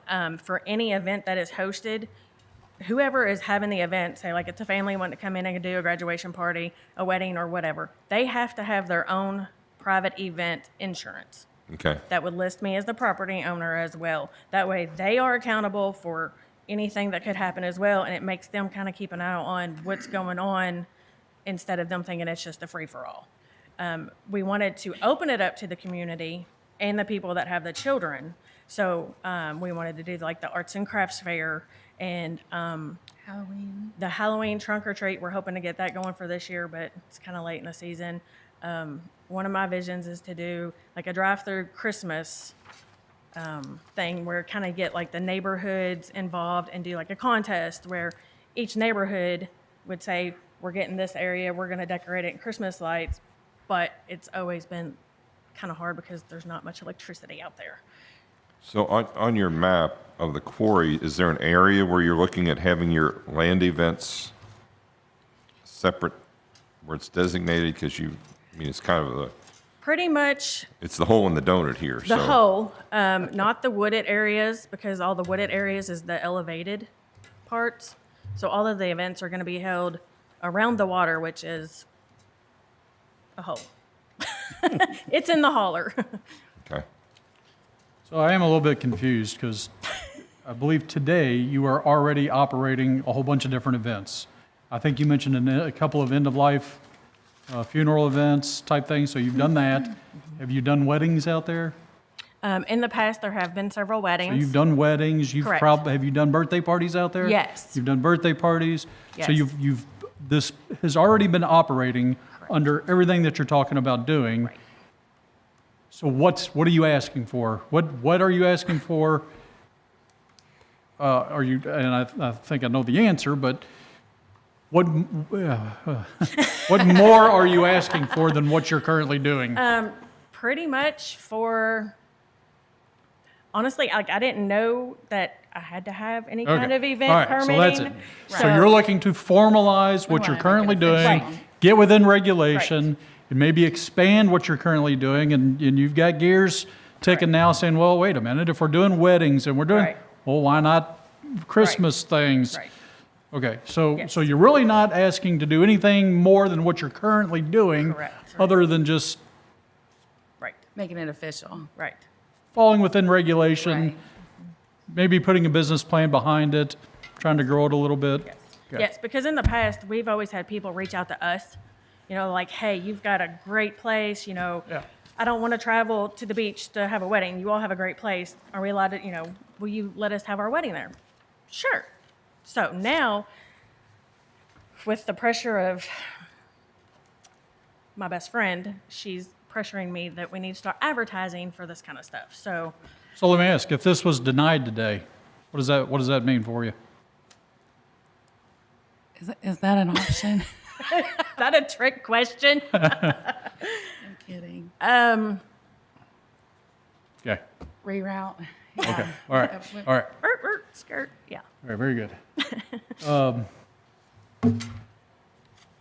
right. Any other questions? Not for them. I have questions for staff. Charles? Questions? No question. Thank you. Thank Y'all you. can have a seat. Did you want to bring staff up now? Yeah. Well, All right. Is this the right time? Yeah. Do you want Ryan or Jim or? Whoever. Ryan? I'll ask the question. You can decide who. So my question is about use of alcohol and open container laws and permits and that type of thing. I know for an establishment to sell liquor, they need to have a liquor license, but I don't know what the rules are for having a venue, like any of these venues we've been talking about, and permission to have alcohol served on the premises or for events and that type of thing. Are there regulations about that, or what is the deal? Yeah, they're not our regulations. There would be ABC regulations. But the first thing is that for regular floating events and things, they do search vehicles and they don't allow drugs, alcohol, whatever. So they don't sell it on the property and they don't encourage people bringing it on the property. For the special events, if they were to have a wedding that had catered food, it would be usually the caterer that has the license. And you can ask them whether they intend to allow, because I'm not sure, I heard it, an event to even have alcohol on the property. But again, that's usually the caterer that does that. And the caterer would have some kind of a license or permit or something? Yes. I see. Okay. Thank you, Jim. Did you want to ask the applicants that? Do you want to bring them back forward? Sure. Yes. Yeah. And actually, I do have another question I forgot about, so let's, while you're up here. So again, I guess it's not necessarily within this committee's purview to police the use of alcohol and drugs and that type of thing. But by us, if we were to grant the application here, I guess it's not to imply that we would sanction the use of alcohol and drugs and that type of thing. So how are you policing it, or how are you making sure that it's not detrimental to the community, just from a safety perspective, that alcohol or drugs get used at any of the events that take place? Okay, so for the events, anybody wanting to host an event there we will have a contract signed, and it will be very in detail about the alcohol use. And if they do prefer to have alcohol, they will have to have a caterer there with their license, and they will also have to have their own event insurance as well as the caterer's insurance. And we will still have our own police security on site. So if anything was to happen or get out of control, it would be stopped immediately. Okay. Thank you. You just touched on my question, which was the security. Tell me about the security. What do you have? You said you've got an actual police officer on site? Yes, sir.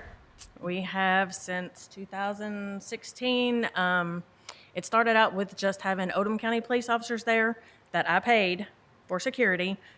It's not taxpayers' dollars or anything like that. It's my money to protect what I do have. So one of the officers, which now that everything is much better than what it was in the past, we have one officer that's on scene or on site during our open days. And if we have any events, outside events or anything like that, he has also agreed to be there for protection, and he has other officers that are willing to do it as well.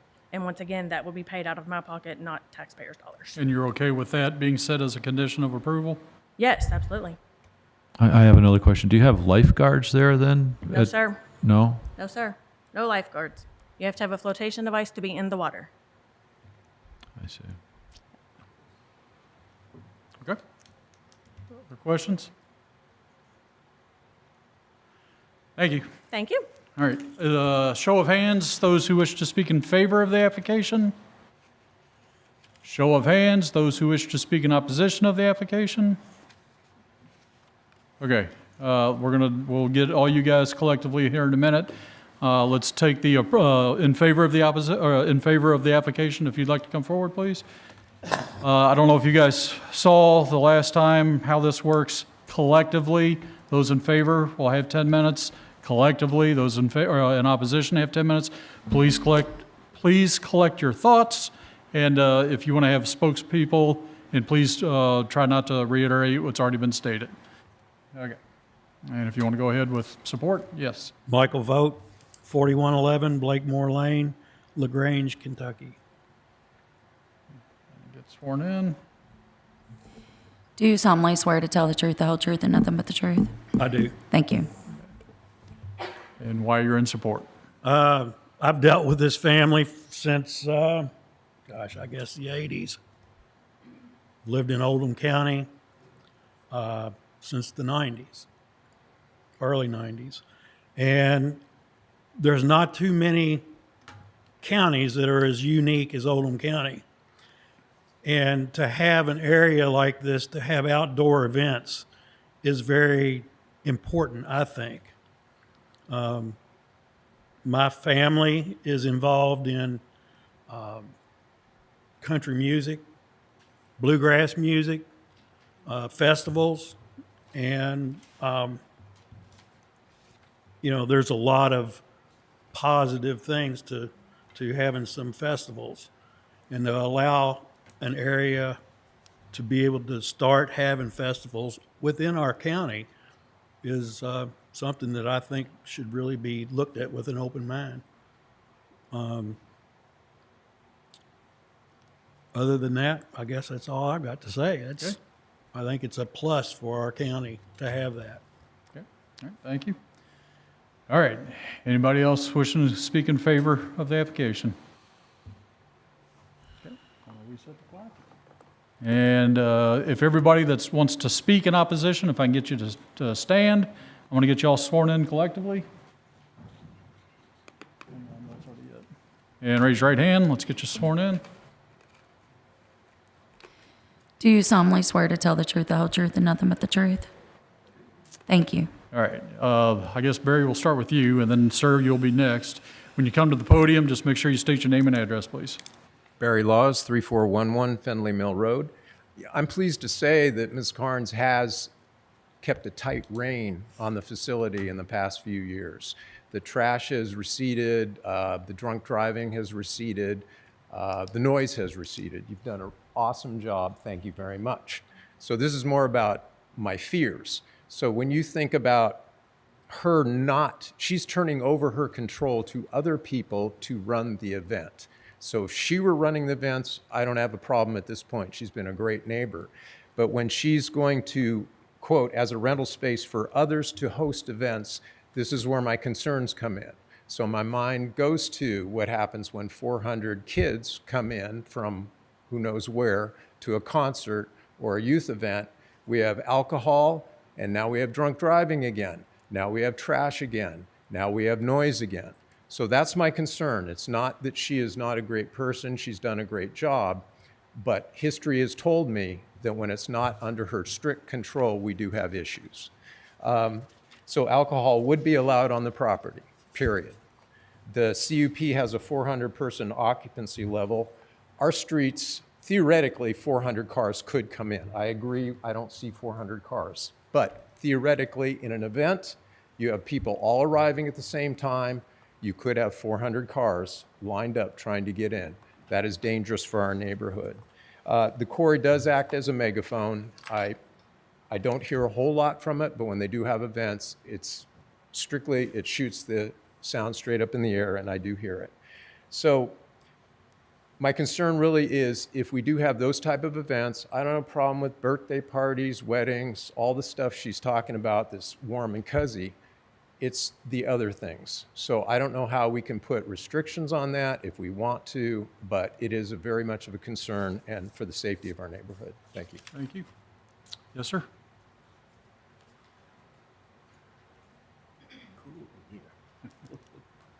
Name and address.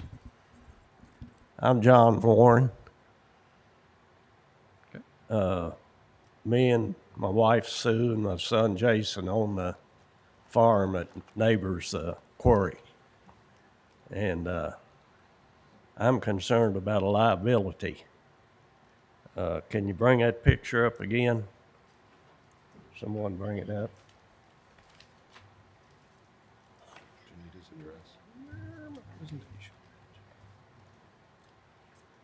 You want this one? The one on the west wall. Sir, could you tell us what your address is? I know you live nearby. What's What's your that? address? Your home address. 2811 Finley Mill Road. Thank you. The farm is 3101 Finley Mill Road. And you had a picture up there a while ago of that west wall.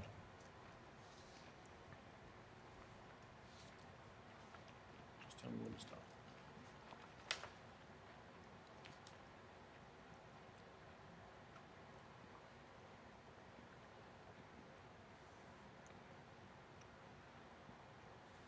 There you are. I think that's the west wall. No, that's the back one. Or is it? I can't quite tell. Anyway, when the quarry was operating, they didn't leave a barrier. The boundary fence fell in the quarry. And it's a drop off, and sometimes, you know, if they're having a wedding or country music or something and they expand the hours to 11 o'clock, people get out and wander around. And we've picked them up on trail cameras up in our place. Just, they don't bother anything, but just once in a while. But if somebody got up in there and they was a little tipsy or something, getting around that wall, that's a pretty good drop, about 40, 50 feet. And I think that should be addressed if they do this venue and stuff. I'm kind of neutral on everything, but the other side, the east side of the quarry, the previous owner put up a 9-gauge, 48-inch woven wire fence. And they never did do anything on our side. So Okay. I think that should be attended to. Will the alcohol be for the concerts? We'll let them answer alcohol that when you'll have a chance for rebuttal here shortly. Yeah. They can address that. I was wondering about that, but Okay. it just, people get out, and if it's 10, 11 o'clock, it's dark.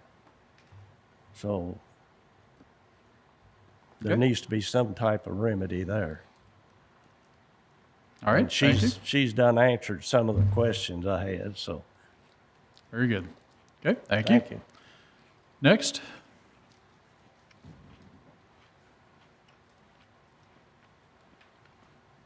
And name and address, please. Robin Willard. I live at 2717 Thompson Road, North Highway 53. I own the property at 2297 Finley Mill Road, which is next door to the property. And Cara Beth has done a wonderful job since taking over with controlling the traffic, controlling the garbage on the roads. This was all before she implemented the no alcohol, no drugs.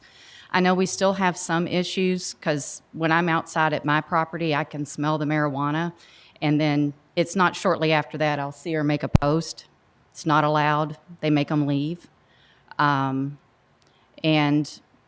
our concern is the safety of the people when the alcohol is brought back in, because I think that's what was causing most of the issues before, which led to a man losing his life. So that's our concern. We think, it'll be great for the community. We just want some restrictions put in for some boundaries to make sure people aren't trespassing. Like that was my uncle. They've been caught on the property with trail cameras. Trail cameras have been stolen. We're just looking for some guidance with some restrictions that can be put in to keep the neighborhood safe. As far as the noise level, yes, we hear it. I don't think most of the people on the road have known that they can make a phone call to do a complaint. We just try to be a good neighbor. We know it's just the summertime and it's short-lived. So they close up shop around 6 o'clock. Everything is good. Prior, when they had to wait in line to get in, the roads were blocked from one end to the other. People would get out of their cars and toss footballs in our front yard. They would toss liquor bottles in the ditch. We watched them. And we just don't want to go back to that same environment. Just a way to control it. The shooting, I guess nobody really knew where it was coming from. I think all the neighbors were blaming it on the reformatory over there with their shooting range. But it echoes. I hear the shooting all the way over on 53. And the music, I know she's already had one concert there, but I wasn't around to notice if I heard it or not. But I do hear the announcements that she makes,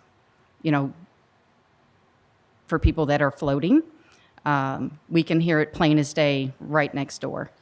But we just haven't complained because we know it's summertime, folks are having fun, but we're worried about this being 24/7, 7 days a week sort of an issue that we want to protect our road and the safety of everybody involved. Okay, thank you. Next.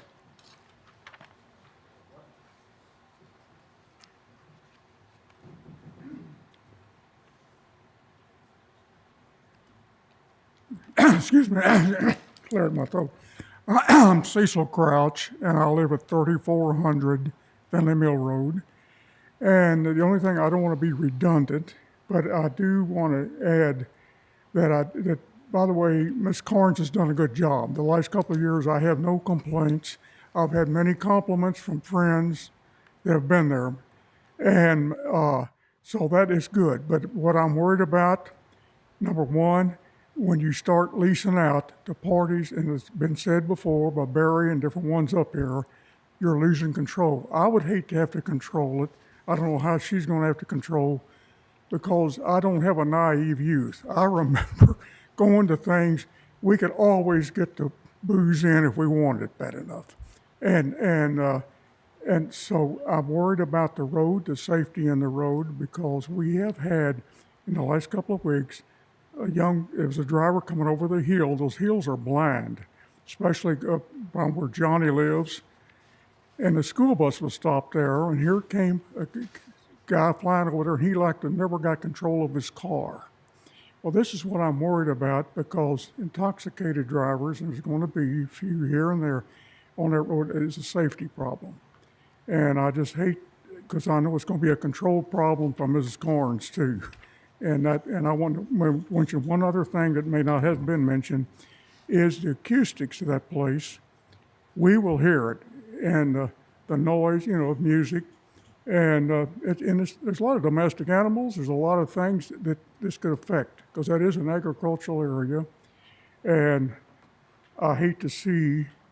And one main thing I see is the road, and that road is not adequate, in my opinion, to handle especially drivers that may be coming out of there in the traffic. Thank you. Okay, thank you. Next.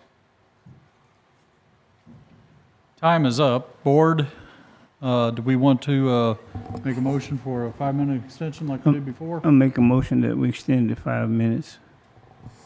Do I have a second? Second. All in favor signify by saying aye. Aye. Aye. Those opposed? We'll have a show of hands. Who else plans on speaking? 2 more? And go ahead. Okay. Don Wassel, 3310 Fenley Mill Road. I'm sorry, John? Don. Don, okay. Our biggest concern, and my biggest concern, is the traffic. Fenley Mill Road we're a highly agricultural community. We have a lot of big tractors, hay binds, combines, that type of equipment going up and down our road all the time, especially on our end, closer to 53. And you can't get around that type of equipment. And when you've got kids or anybody else racing up and down that road, and it's very hilly. If you've all ever been on it, as far as the hills, the curves, pretty steep, and there's a lot of blind spots. And obviously all the, wildlife, the deer and all that type of thing. And one of the other things, they've done a great job in the last few years as far as the traffic being controlled, but we've still had a lot of trash. We get, all the local fast food garbage that's thrown on our property. There was a wreck it's been a few years ago, where a car wound up in our frontage down in the ditch on our farm. We've been out there for over 40 years, and we love the serenity, and we love, the quietness and all that type of love, having the grandkids out. We keep them in the back of the farm. We don't let them get up close to the road just because of the issues that could happen with that. Going up to get our mail on the road is sometimes a challenge. You have to watch who's coming both ways and to get out. And especially me with my motorcycle, if I go to get out of it, if I pull out there and I don't look closely, somebody can fly up and you can't see them. It's just a big, blind spot. But that's my concern. I guess too, with having kids down in a quarry that size, that would be a concern to me too, as far as, people being there. Who's going to control that? You know how kids are, but Okay. That's all I have to say. All right. Next.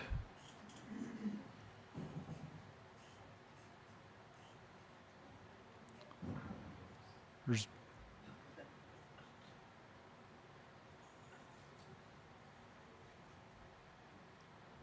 Linda Bodorf, 2086 Finley Mill Road. I just want to agree with what everyone has said before, but I just want to remind people, a mile down the road is the Little League.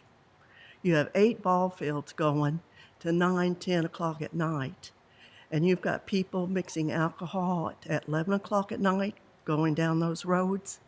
Just want to bring that up too. It was a nightmare before. Carabeth is doing a great job, and I hate for it to go back. And when you can't mix alcohol and water and kids. Okay, thank you. Ma'am, I believe you're the last.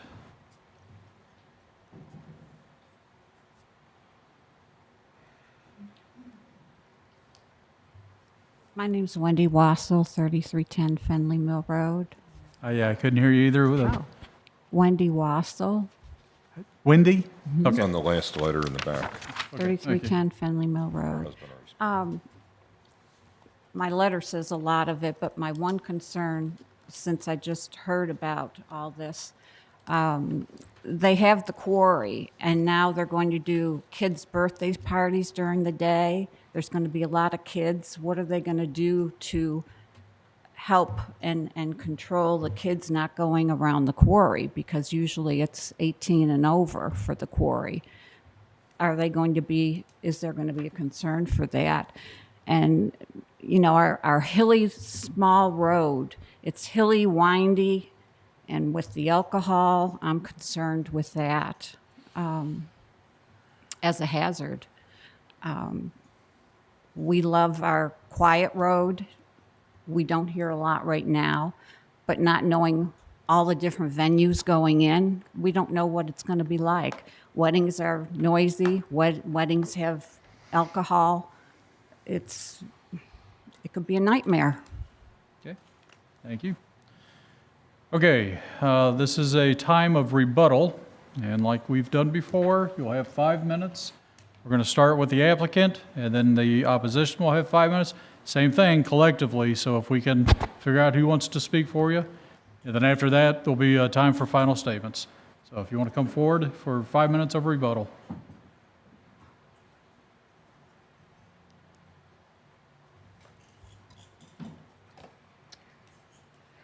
Okay, just as a reminder, I am applying for a event venue permit, not an alcohol license permit. If someone wants to come in and host such event where they do request alcohol, like I said, it is requested. I do not have to allow anybody to do anything. I will have full control of what goes on this property. And like I said before, they will sign a contract. If I don't agree with what they want, they will not rent the property. This is my property. It's been in my family's. Like, you know, this property is personal to me. Like I said before, I'm not just an investor that owns a piece of property and wants to get rich. No, this property is personal to me, and I want to be able to share it with the community. If someone comes in with kids, the parents will be responsible for their children. They will have a permit insurance policy to cover their children. There is, as you can see in this picture, I know somebody had mentioned the big cliffs and the danger.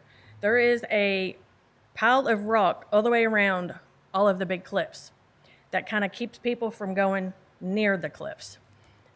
There are signs and there are concrete cylinder blocks that do say falling rocks, danger, no climbing, no jumping, that nature all the way around.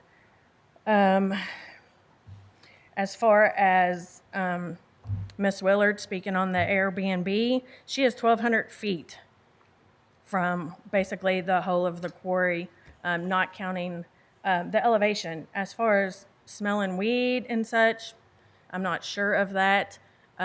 We do search the vehicles during floating season and to keep all of that out. And as far as the drive-through traffic, the traffic concerns, like I said, it is drive-through. Anybody could be driving that road. People do come down Finley Mill Road from Westport after boating all day. I'm sure a lot of them have been drinking. Can't prove that. I don't complain about that. I just wish well for everybody. As far as anybody drinking on the property, like I said, they will be in a contract to have the caterer to have the alcohol. It will be definitely controlled and limited. Children will not be running around crazy. Nobody's going to come in and we're not having 16-year-olds rent it to have a party. Like I said, anybody that comes to us wanting to host an event, we will approve that event. Or we say, no, sorry, we cannot do this. It's not a free-for-all. As far as trespassers, Tuesday night, actually, we have cameras, lots of them. We caught 2 trespassers. We called the police. Okay, we made a report of that. They were from Pee Wee Valley. That does not mean that anybody caught on camera or on anybody's farm is quarry related. We do back up to other neighborhoods, other event venues, down Old Westport Road and such. I've seen reports of damage done at the Little League ball field to the playground. Things like that does not mean it's coming from 2101 Finley Mill Road. We do have 2 junkyards on the road, mowing businesses, roofing businesses. There are other businesses on the road that also bring in the extra traffic. And like I said before, it's a drive-through road. We cannot control who comes in and out of Finley Mill Road. It is not a dead end. A lot of people do go that way to avoid the 4-way traffic in LaGrange. You better speak. And can I just add, if anybody that is complaints about the trash, obviously, if there's any information or they have anything that they can provide showing that it was quarry related, we would absolutely like to have that. We don't mind the contact. Anytime that any of the neighbors have reached out to say, hey, we saw this person pull out of the quarry and, you know, they were going pretty fast. We've reached out to those people to say, listen, if you're going to return to this, you know, property, you've got to respect this. So, you know, we encourage that. But I don't think it's fair to blame every piece of trash on the road when there is quite a bit on the quarry traffic. Again, like she said, it's a cut through, but anything, you know, any individuals complaining about trash on the road, if they have something that shows that it is quarry related, then we would absolutely take that, reach out to those people and do our best, or we'll come out and pick it up. Because our goal is to keep it clean and pretty as well. Okay, and I wanted to touch on the comments about being open till 11 at night where it is dark. Anybody that's been to the quarry at nighttime, it is dark. That's why we do hope that, and we will push for most of the events to be over before it is dark. We do have several lights around the quarry. Some are solar powered, some are put in by KU. The events are not going to happen where it's a complete dark area. And as far as the 11 o'clock time frame, we did have fireworks a few weeks ago. It has to be dark to do fireworks. As soon as the fireworks was over, everybody left, no issues, no problems, no concerns. And we hopefully would like to do like a movie night. Eventually, we're not too sure on the plans of that, but once again, that would be another event that would be after dark. Other than that, most of the stuff is going to be over well before 11 o'clock. Can I add one more quick thing? And then I just wanted to say too, because I heard some concerns about it just rented out, and then it won't be a free-for-all. Anything that is rented by others for an event, our plan, somebody from staff will be there, whether it's the property owner, whether it's me, whether it's someone else that we hire for staff to make sure the security will be there. So it won't be just a rent it and kind of do your own thing, and no one would be there to supervise. So. Okay, thank you. Thank you. 5-minute rebuttal for opposition. We have, okay, Barry?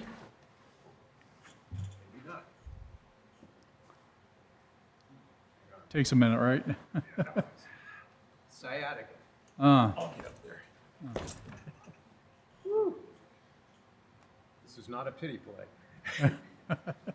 I understand everything she's saying, and I don't think you've heard anybody say we don't want her to be able to have birthday parties and events and such. Our concerns is that she's still advocating, and I don't know how she's going to check with these groups to see what's going to happen with them. So again, the fear is a group of teenagers can come in and the mom can rent the place and it can turn into something. And I appreciate that you're concerned about that. And it is a valid concern for us. We lived through drunk drivers on the road, multiple calls to law enforcement. We've been down this road before. So I'm not exactly sure I understand how that's going to be mitigated this time. But I do hope she gets something. Thank you. Okay. Give me a second here. All right, any other rebuttal from opposition? Well, since I'm up, There we go. I just want to say that I admire you for what you're doing. I'm a small business owner myself, so my heart's with you, but I am scared to death of what you're going to be able to control on this situation, and I don't want you facing something like you did a few years ago. Agreed, thank you. And so that's my concern, is safety, so Okay. thank you. Thank you.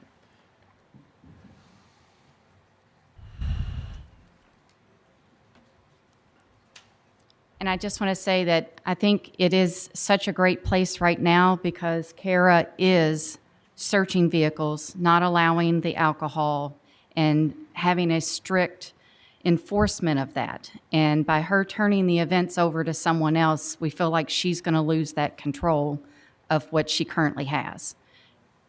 Okay. All right, any other rebuttal? We have a couple minutes left. All right, final statements, no new evidence. I'm sorry, were you going to want to speak in rebuttal? Well, just a brief thing. Come up to the mic. Gotcha. I just want to say the noise level is heard. I can sit on my porch and hear him talking and laughing, and if you add music and party goers to all that, and she's not there to control with the alcohol, you're opening up another nightmare again. Okay. All right. You have a couple of minutes for rebuttal. I do think that Kara needs to address the perimeter of the quarry because if somebody did get up there along that top and it's dark, it could be a bad liability for her and for me. So Okay.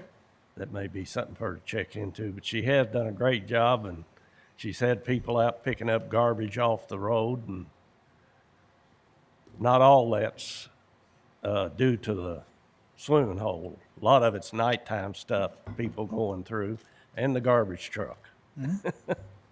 Thank you.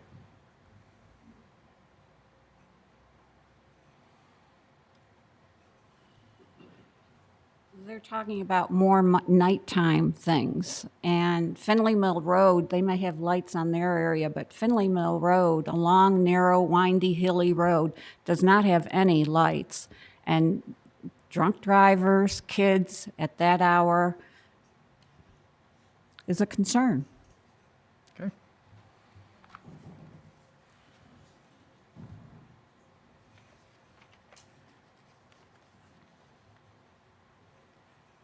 Tough when you get older.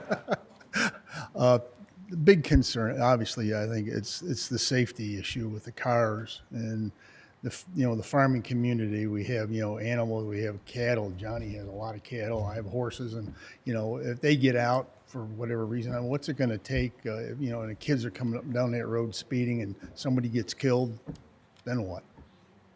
At some point, something's got to be done to control it. And I admire what she's trying to do, and it's, her prerogative. But again, what's going to happen if something like that happens? God forbid. Okay. 5 minutes for final statements. No new testimony, just final statements. Start with the opposition. Does anybody have anything? No new testimony, just final statement. Okay. Applicants, final statement, 5 minutes. Anything to add?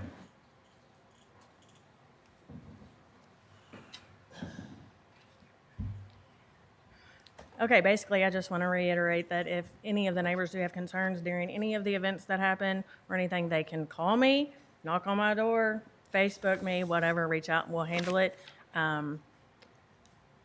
I'm willing to give out my phone number. I don't care, whatever it takes. And like I said, I will be at every single event, or my staff will be at every single event. The security will be at the events. It's not a free-for-all event venue.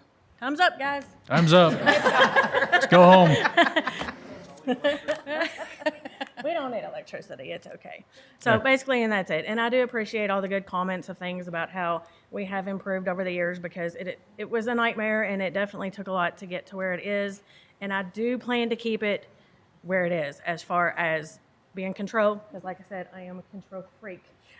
So I will never give up control of this property. So I just hope that kind of lets everybody understand that it's not going to be a crazy for all ever. Okay. Okay. All right, thank you. Board members, questions for anybody? I have questions for staff or for others who may be knowledgeable.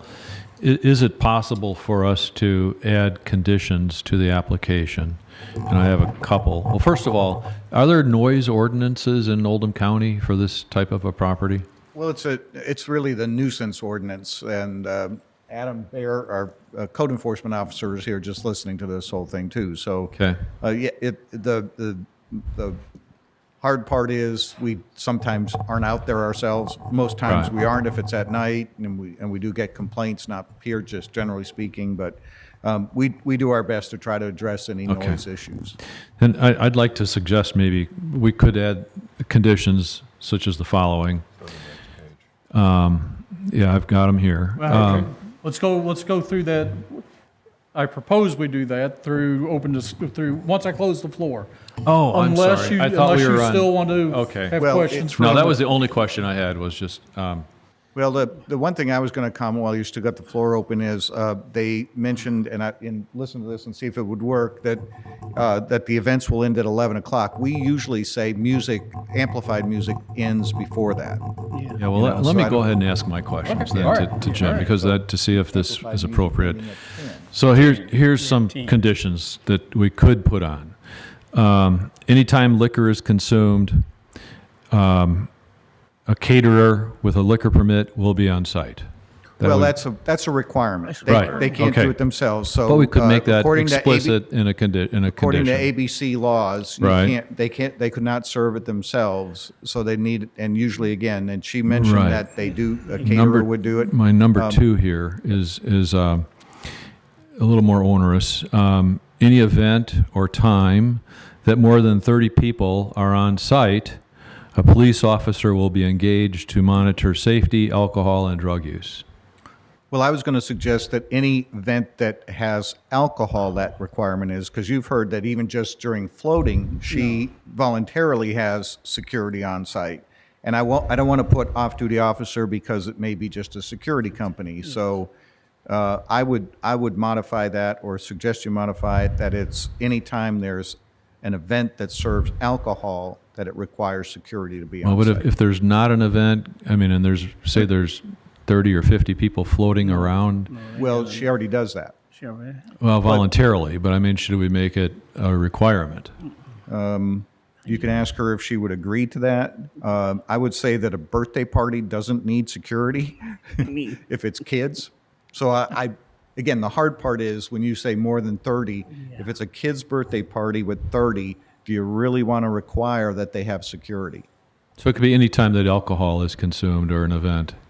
That was my suggestion. Okay. You can do All with right, that thank what you. you want, Okay. but make sure and ask Then the... so I had the Oldham County noise ordinance will be observed. Here's the final one that again is a little more onerous. The entrance gate will be locked at 11 o'clock every day. Well, you can ask her. She probably does that anyway. Everybody wants to go home at some point, but Right. So those are some conditions that I thought we may consider putting on there that would make some of the concerns, safety concerns, abated.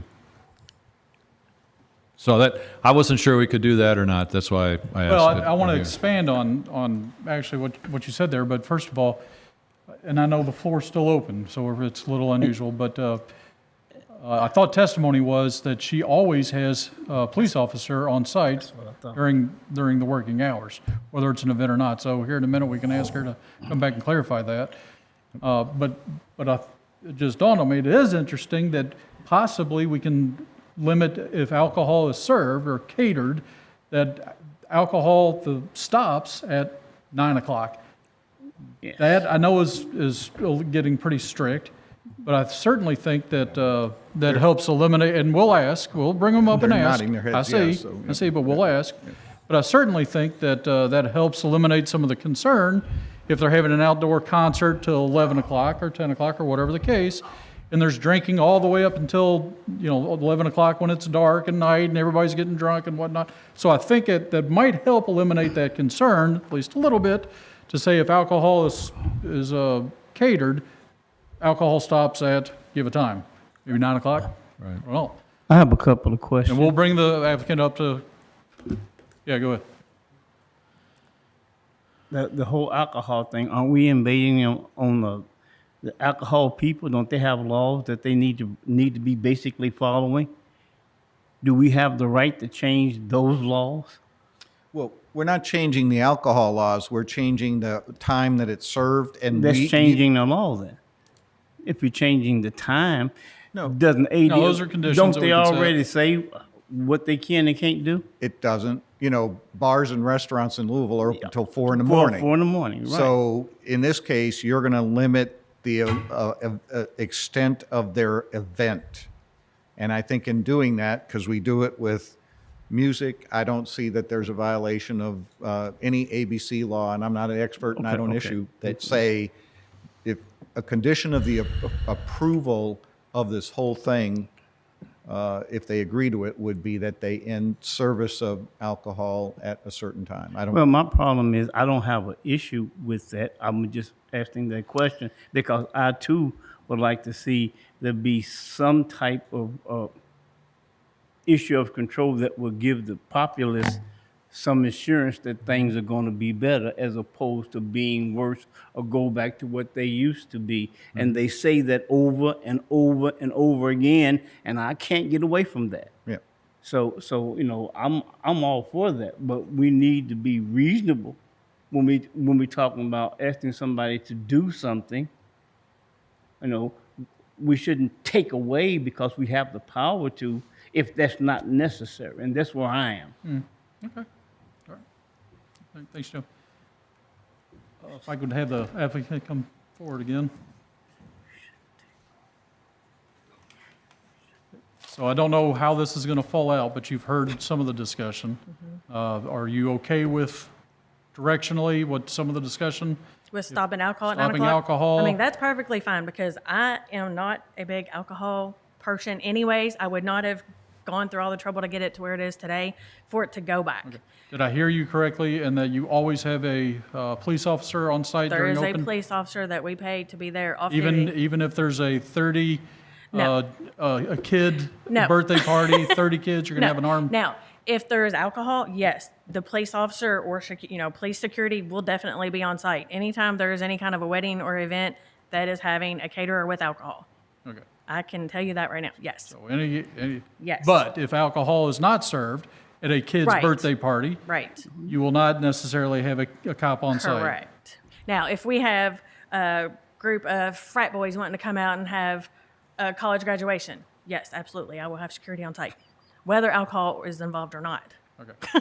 Well, but we have to set conditions, so we can't just say, it's up to you whether or not the cop, Right. police is there. Right. We need to say, No, anytime there's Definitive. some kind of a caterer or whatever that is hosting or serving the alcohol, I'm absolutely great with having the security there. board, we haven't closed the floor yet, so now's the time. Well, to you ask had made a questions. comment earlier. How long has this been in operation?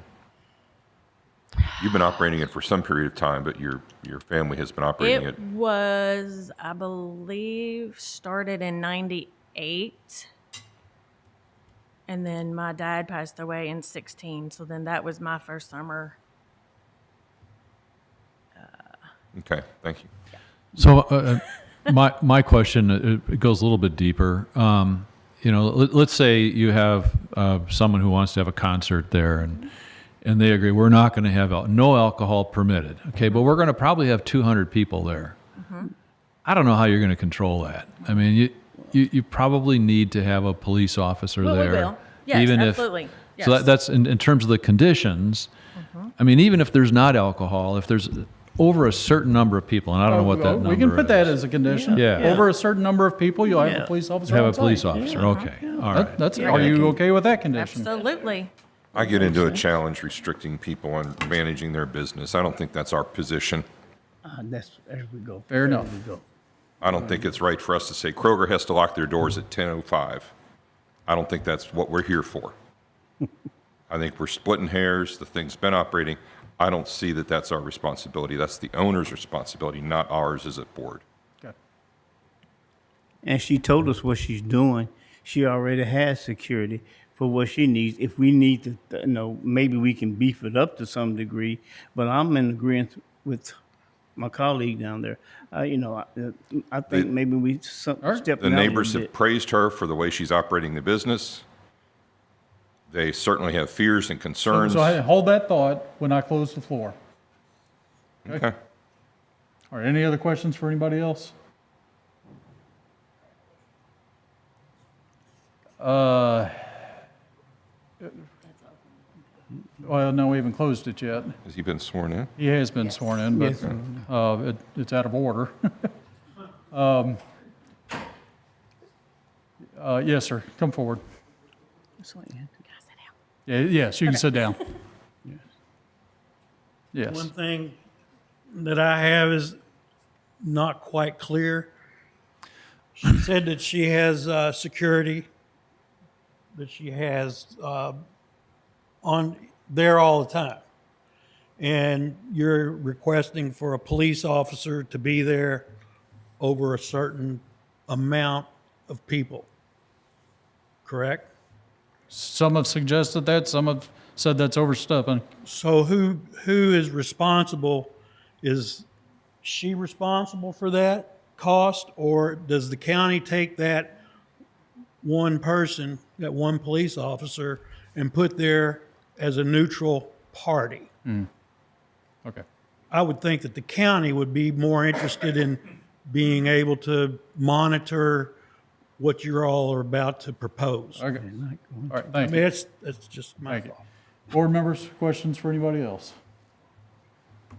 Yes. Jim? Just want to be clear on something. The county does not pay for monitoring of private property. And I want to be clear also that it should say security, not a police officer.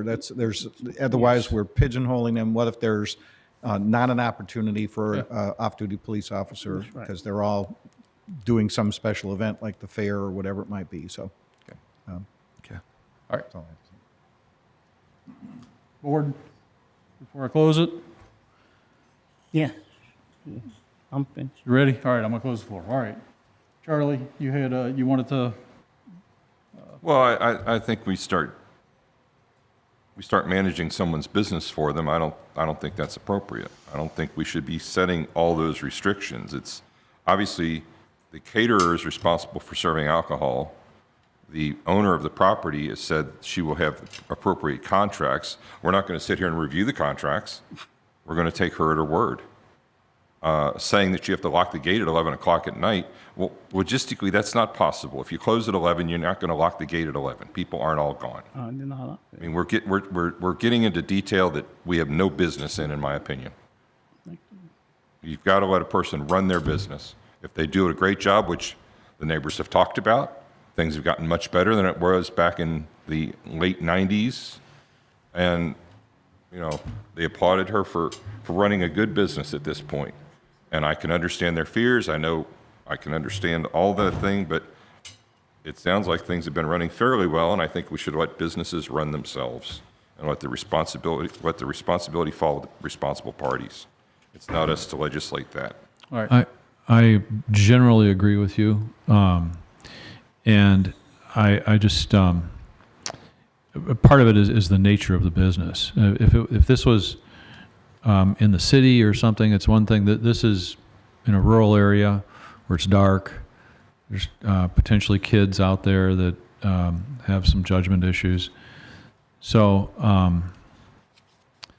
now maybe it's not, maybe it's 12, but there has to be some, in my mind, there has to be some red line that is like, okay, after midnight, say, maybe it's not 11, maybe it's midnight, that we're going to have some type of, be able to enforce things. Otherwise, it's like, you know, it's voluntary. So. Bill, who are you going to have enforce that? Who's that? You want to go do that? No, it's code enforcement. It'd be complaint-driven code enforcement. A business owner's going to lock their door at the appropriate time. I don't think anybody needs to go chase them down. You complain about the dark. My neighborhood's fairly dark. We have kids running around at 10 o'clock, 11 o'clock at night. Yeah, I hear you. But just because they're in the country versus not the 400 city people doesn't make a difference. 400 people at a concert. You have people come into the Rawlings Center. They have a lot of restrictions. They have a lot of regulations. They manage their own business. And they do it very well. So I just think we're going down a path we don't belong on. And I think that she's already, everything that she says she's doing, I haven't heard it be bad. I heard it, I mean, to me, it sounded beneficial. Now, there's some things that maybe she can do to help make that better, but that's between her and the community. The community and them, she says she's willing to communicate with them, so that's where it's going to get fixed at.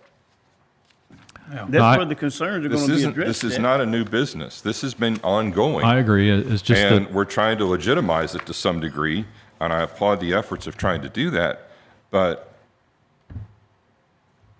I think we need to be careful. All right, so I agree with directionally what you're saying.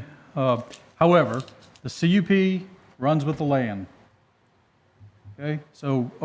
And let me ask one. CUP is permanent, right? We don't have a time restriction on this. It's good for. That's right. It means if she sells, it goes with the land.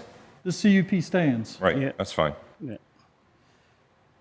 That's it. So that is concerning, and that's why we do need to put some sort of restrict. I totally agree with you, Charlie. I'm very pro-business. However, there are some unique circumstances with this particular application. So my mind was going, we have approved event venues. We've done that many, many times. What's different about this event venue that's causing a lot of concern and a lot of discussion? What is it? Well, I think it's the water. I think. But, so ask yourself, well, what's different about this event venue? We've allowed, amplified music till 11 o'clock. We've allowed catering. We've never talked about, drinking. We've always talked about it. So what is different about this one? I think it's the water. I don't know. Combination of alcohol and water, yes. All right, so then think about the water. All right, if it's the water is the concern and people getting out there and having a good time and laughing and drinking and everything goes with that, right? It all of a sudden is a concern. So let's think about water. Okay, well, what's different about this place than a lake or, other places? With a pond or a lake or whatever they have. A pond or a lake or whatnot Any that water also feature. has an event, or they don't have Or a a swimming venue pool. or CUP, but they have weddings there and they have birthday parties there and they have this there and there's boating there and there's drinking there and there's everything else that goes on with the water, right? So I lay all that out, but I also think, this place is a very positive asset to the community. So I would like to see it remain open and the venue space I think is great, but I do want to try to put whatever conditions we can for the safety of it. So, Charlie, I'm in total agreement with you. I am pro-business all the way.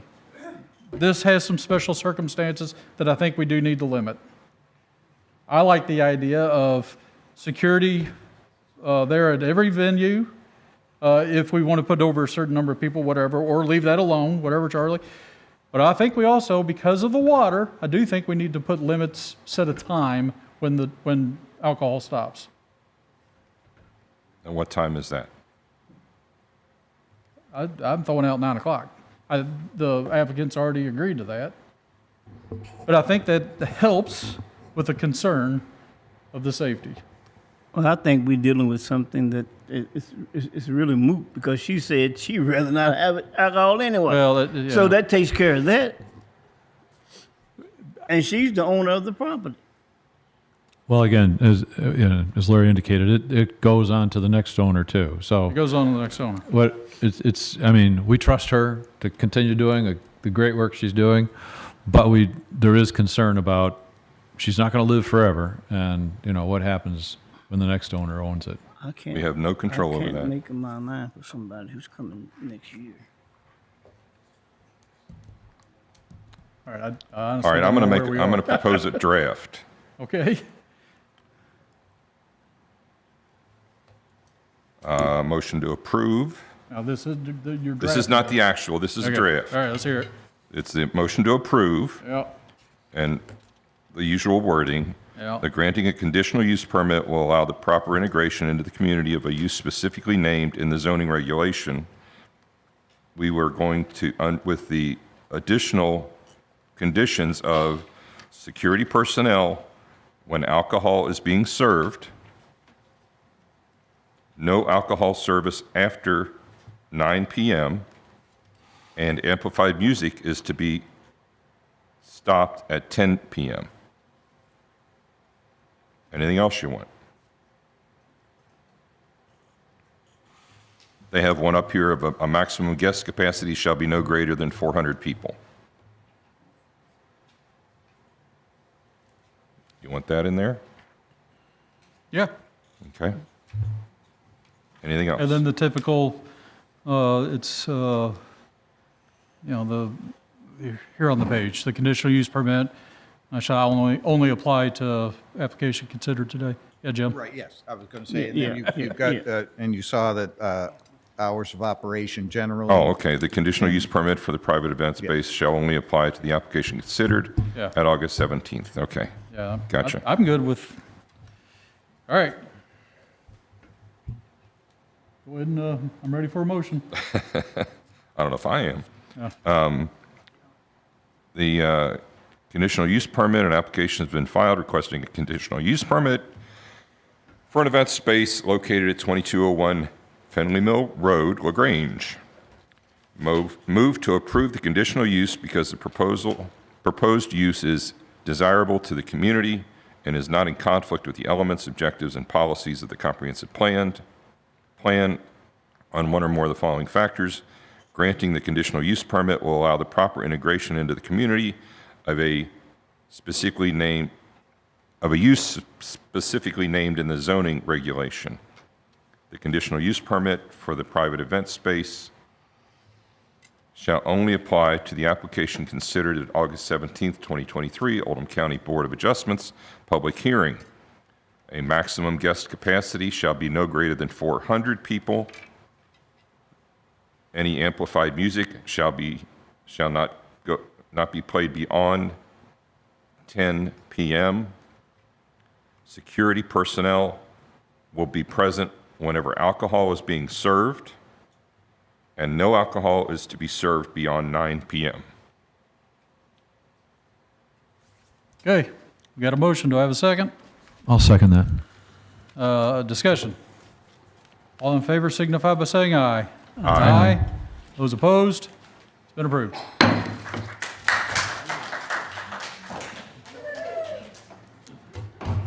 All right.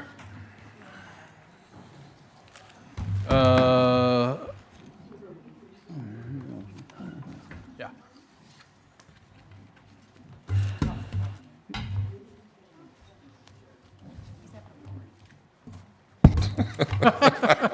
All right, other business.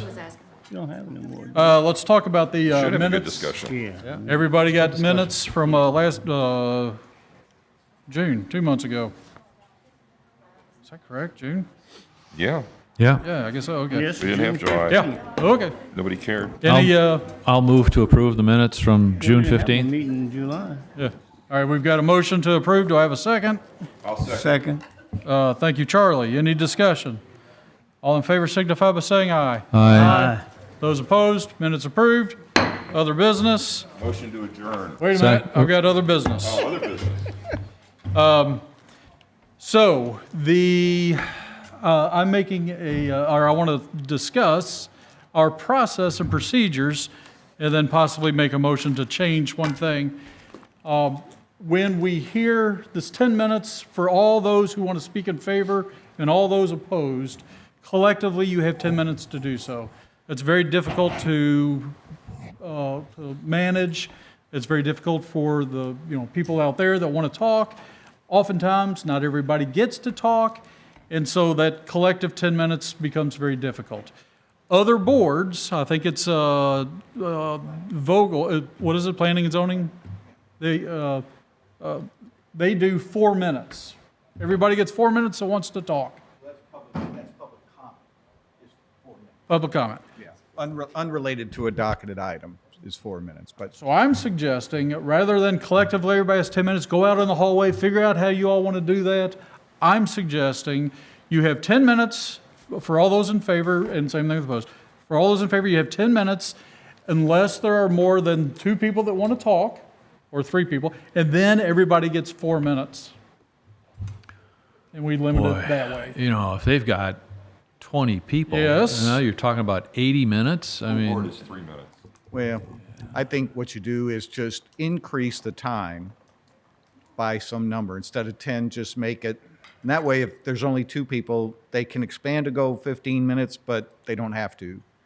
And at least it's given additional opportunity. Well, I don't like, okay, guys, everybody, you have whatever the time is, 15 minutes collectively. Figure out how you all want to do this.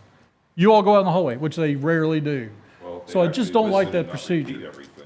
well, yeah, that's just true. it. I mean, after the first 8 minutes, everything is redundant anyway. Yeah. So, I mean, that, Drunk people in 3 car minutes. accidents. I think that each individual should be allowed 3 minutes.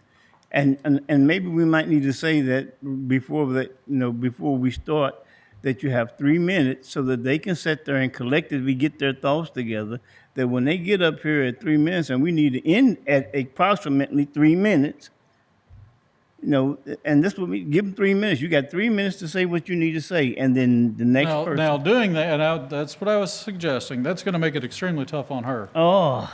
Because right now, we have trouble trying to get the 5 minutes. Okay, okay. And now we're doing it 3 minutes. Go. But if we did 3 minutes per 3 minutes, person go. and 15 minutes cumulatively, Give you a gong when the 3 minutes. Yeah, there you go. Do what, Bill? Okay. 3 minutes for each person, it's 2 limits. 3 minutes for each person, but no more than 15 minutes for the entire. Collectively. Well, again, now you're. Now you've limited it to 5 people. Yeah. Or we can keep it exactly as it is. Well, that's unless each keep person making wants to go motions 1 extend minute. it. Yeah. I think that. I think the important thing is that everybody in due process, everybody should have the right to be heard. And when we've had a strict time frame and so we only got 10 minutes, now you're over, and somebody says, well, I didn't even have a chance to get up because somebody spoke way too long and we didn't bang the gavel and tell them you're running out of time. I think due process is the key, and we've heard that a couple of times. And so however you do it, just make sure that everybody has a chance to be heard. I don't have a problem with us saying, yes, it's fine, we're going to extend 5 minutes. Yeah. Yeah, that's good. Other times, we just don't need it. So you all think keep it as it is and just keep extending as needed? Yes. I'd leave it alone. Yeah. Okay. That gives you a weapon, you know. At least you got some control. You got some control. Okay. Any other business? Just real quick, I just wanted to touch on training real fast. Most of you all know every 2 years, on your 2-year cycle from the date you were appointed, you're required to get 8 training hours. I was going to try to provide you all your spreadsheets of what your hours are. I wasn't successful with that because I'm still waiting to try to figure out a couple dates and times of training. But just know there's some of you all that expire in 2023 at the end of this year. So I'm going to send out that training link for you all to watch videos if you all want to try to watch those to get some training. In addition to, within the next couple of days, I'll send out your spreadsheets to you so you can see what you still need. So just wanted to let you know. Okay. Ryan, can you advise the whole board on what the latest momentum is on STRs with the fiscal court, just so we all know and we're all on the same page? Yeah, for the past 4 planning commission study review committees, we've been discussing that. We actually have a draft ordinance docketed with the planning commission this upcoming Tuesday. If the planning commission approves that, they will then forward it to the fiscal court and the LaGrange, Pee Wee, and Crestwood city councils to consider. The gist of that is? The gist of that is that we strengthen our standards, but probably the keystone to it is that we're saying if you're in a residentially zoned property, it has to be owner occupied, not non-owner occupied. For STRs. That's correct. And the timing on that, if it is approved by fiscal court, when would that be approved? Probably early October with the fiscal Owner court. occupied, oh, it's going to be a B&B. The owner's there and the guests are there. It's not a short-term rental. It is a short-term rental through the Airbnb type of hosting platform. The short-term rentals do not provide meals or drinks. Okay, a bed and breakfast is more of the experience where you've got the meals in addition to, a place to stay overnight. So it would just exclude STRs for non-owner occupied. In residentially zoned properties. They would still be allowed in any non-residentially zoned property. So my next question, is it possible for us to table any STR applications? That conversation has been had, and we've been advised that a moratorium or tabling any of those type of applications is not advisable. Mm-hmm. Okay. Residential, but not agricultural. Those are still.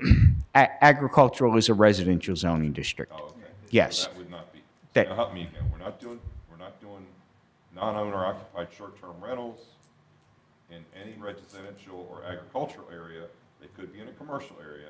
I could still have one in downtown LaGrange and along the railroad tracks if I put up a building. Or elsewhere in the county. If you're non-residentially zoned, it's an option. But if it's in residential it has or to, agricultural, it's got to have the owner occupied. That's correct. With additional rooms for rent. And we're also talking about even the owner occupied being a conditional use permit. Oh. So there's disclosure. Because right now, you don't have any thought we were off. opportunity to understand that it's a short-term rental. Well, if you do that, is it possible to limit to It wasn't that important. 30 nights a year or something like that? Is it, I mean, We are not proposing that. okay. Well, short-term rental's 30 days, right? Yeah, he's talking about the maximum number per year. Nights per year. Oh, nights per we're not year, proposing right. Because I mean, the reason I think of that is there's a lot of people, well, some people that have a property in Florida. So they go to Florida from, I mean, the residents may be here, but they go to Florida for 4-5 months in the wintertime. So then they want to do STR for 7 months, or that's a lot of STRs, you know, so I think the market is going to dictate that, really. You know, you've heard a number of these applications say, oh, we're really only 30 or 40% expectancy, not 60 or 70%. Even hotels, on average, if you've got a hotel that has a 65% occupancy annually, you're doing real well. well, that's a good point. So Yeah. short-term rentals are far less. Yeah.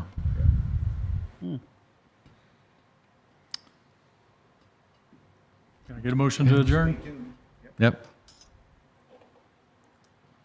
I'll make a motion that we adjourn. I'll second. Second. Discussion? All in favor, signify by saying aye. Aye. Aye. Those opposed? We're done. Meeting adjourned.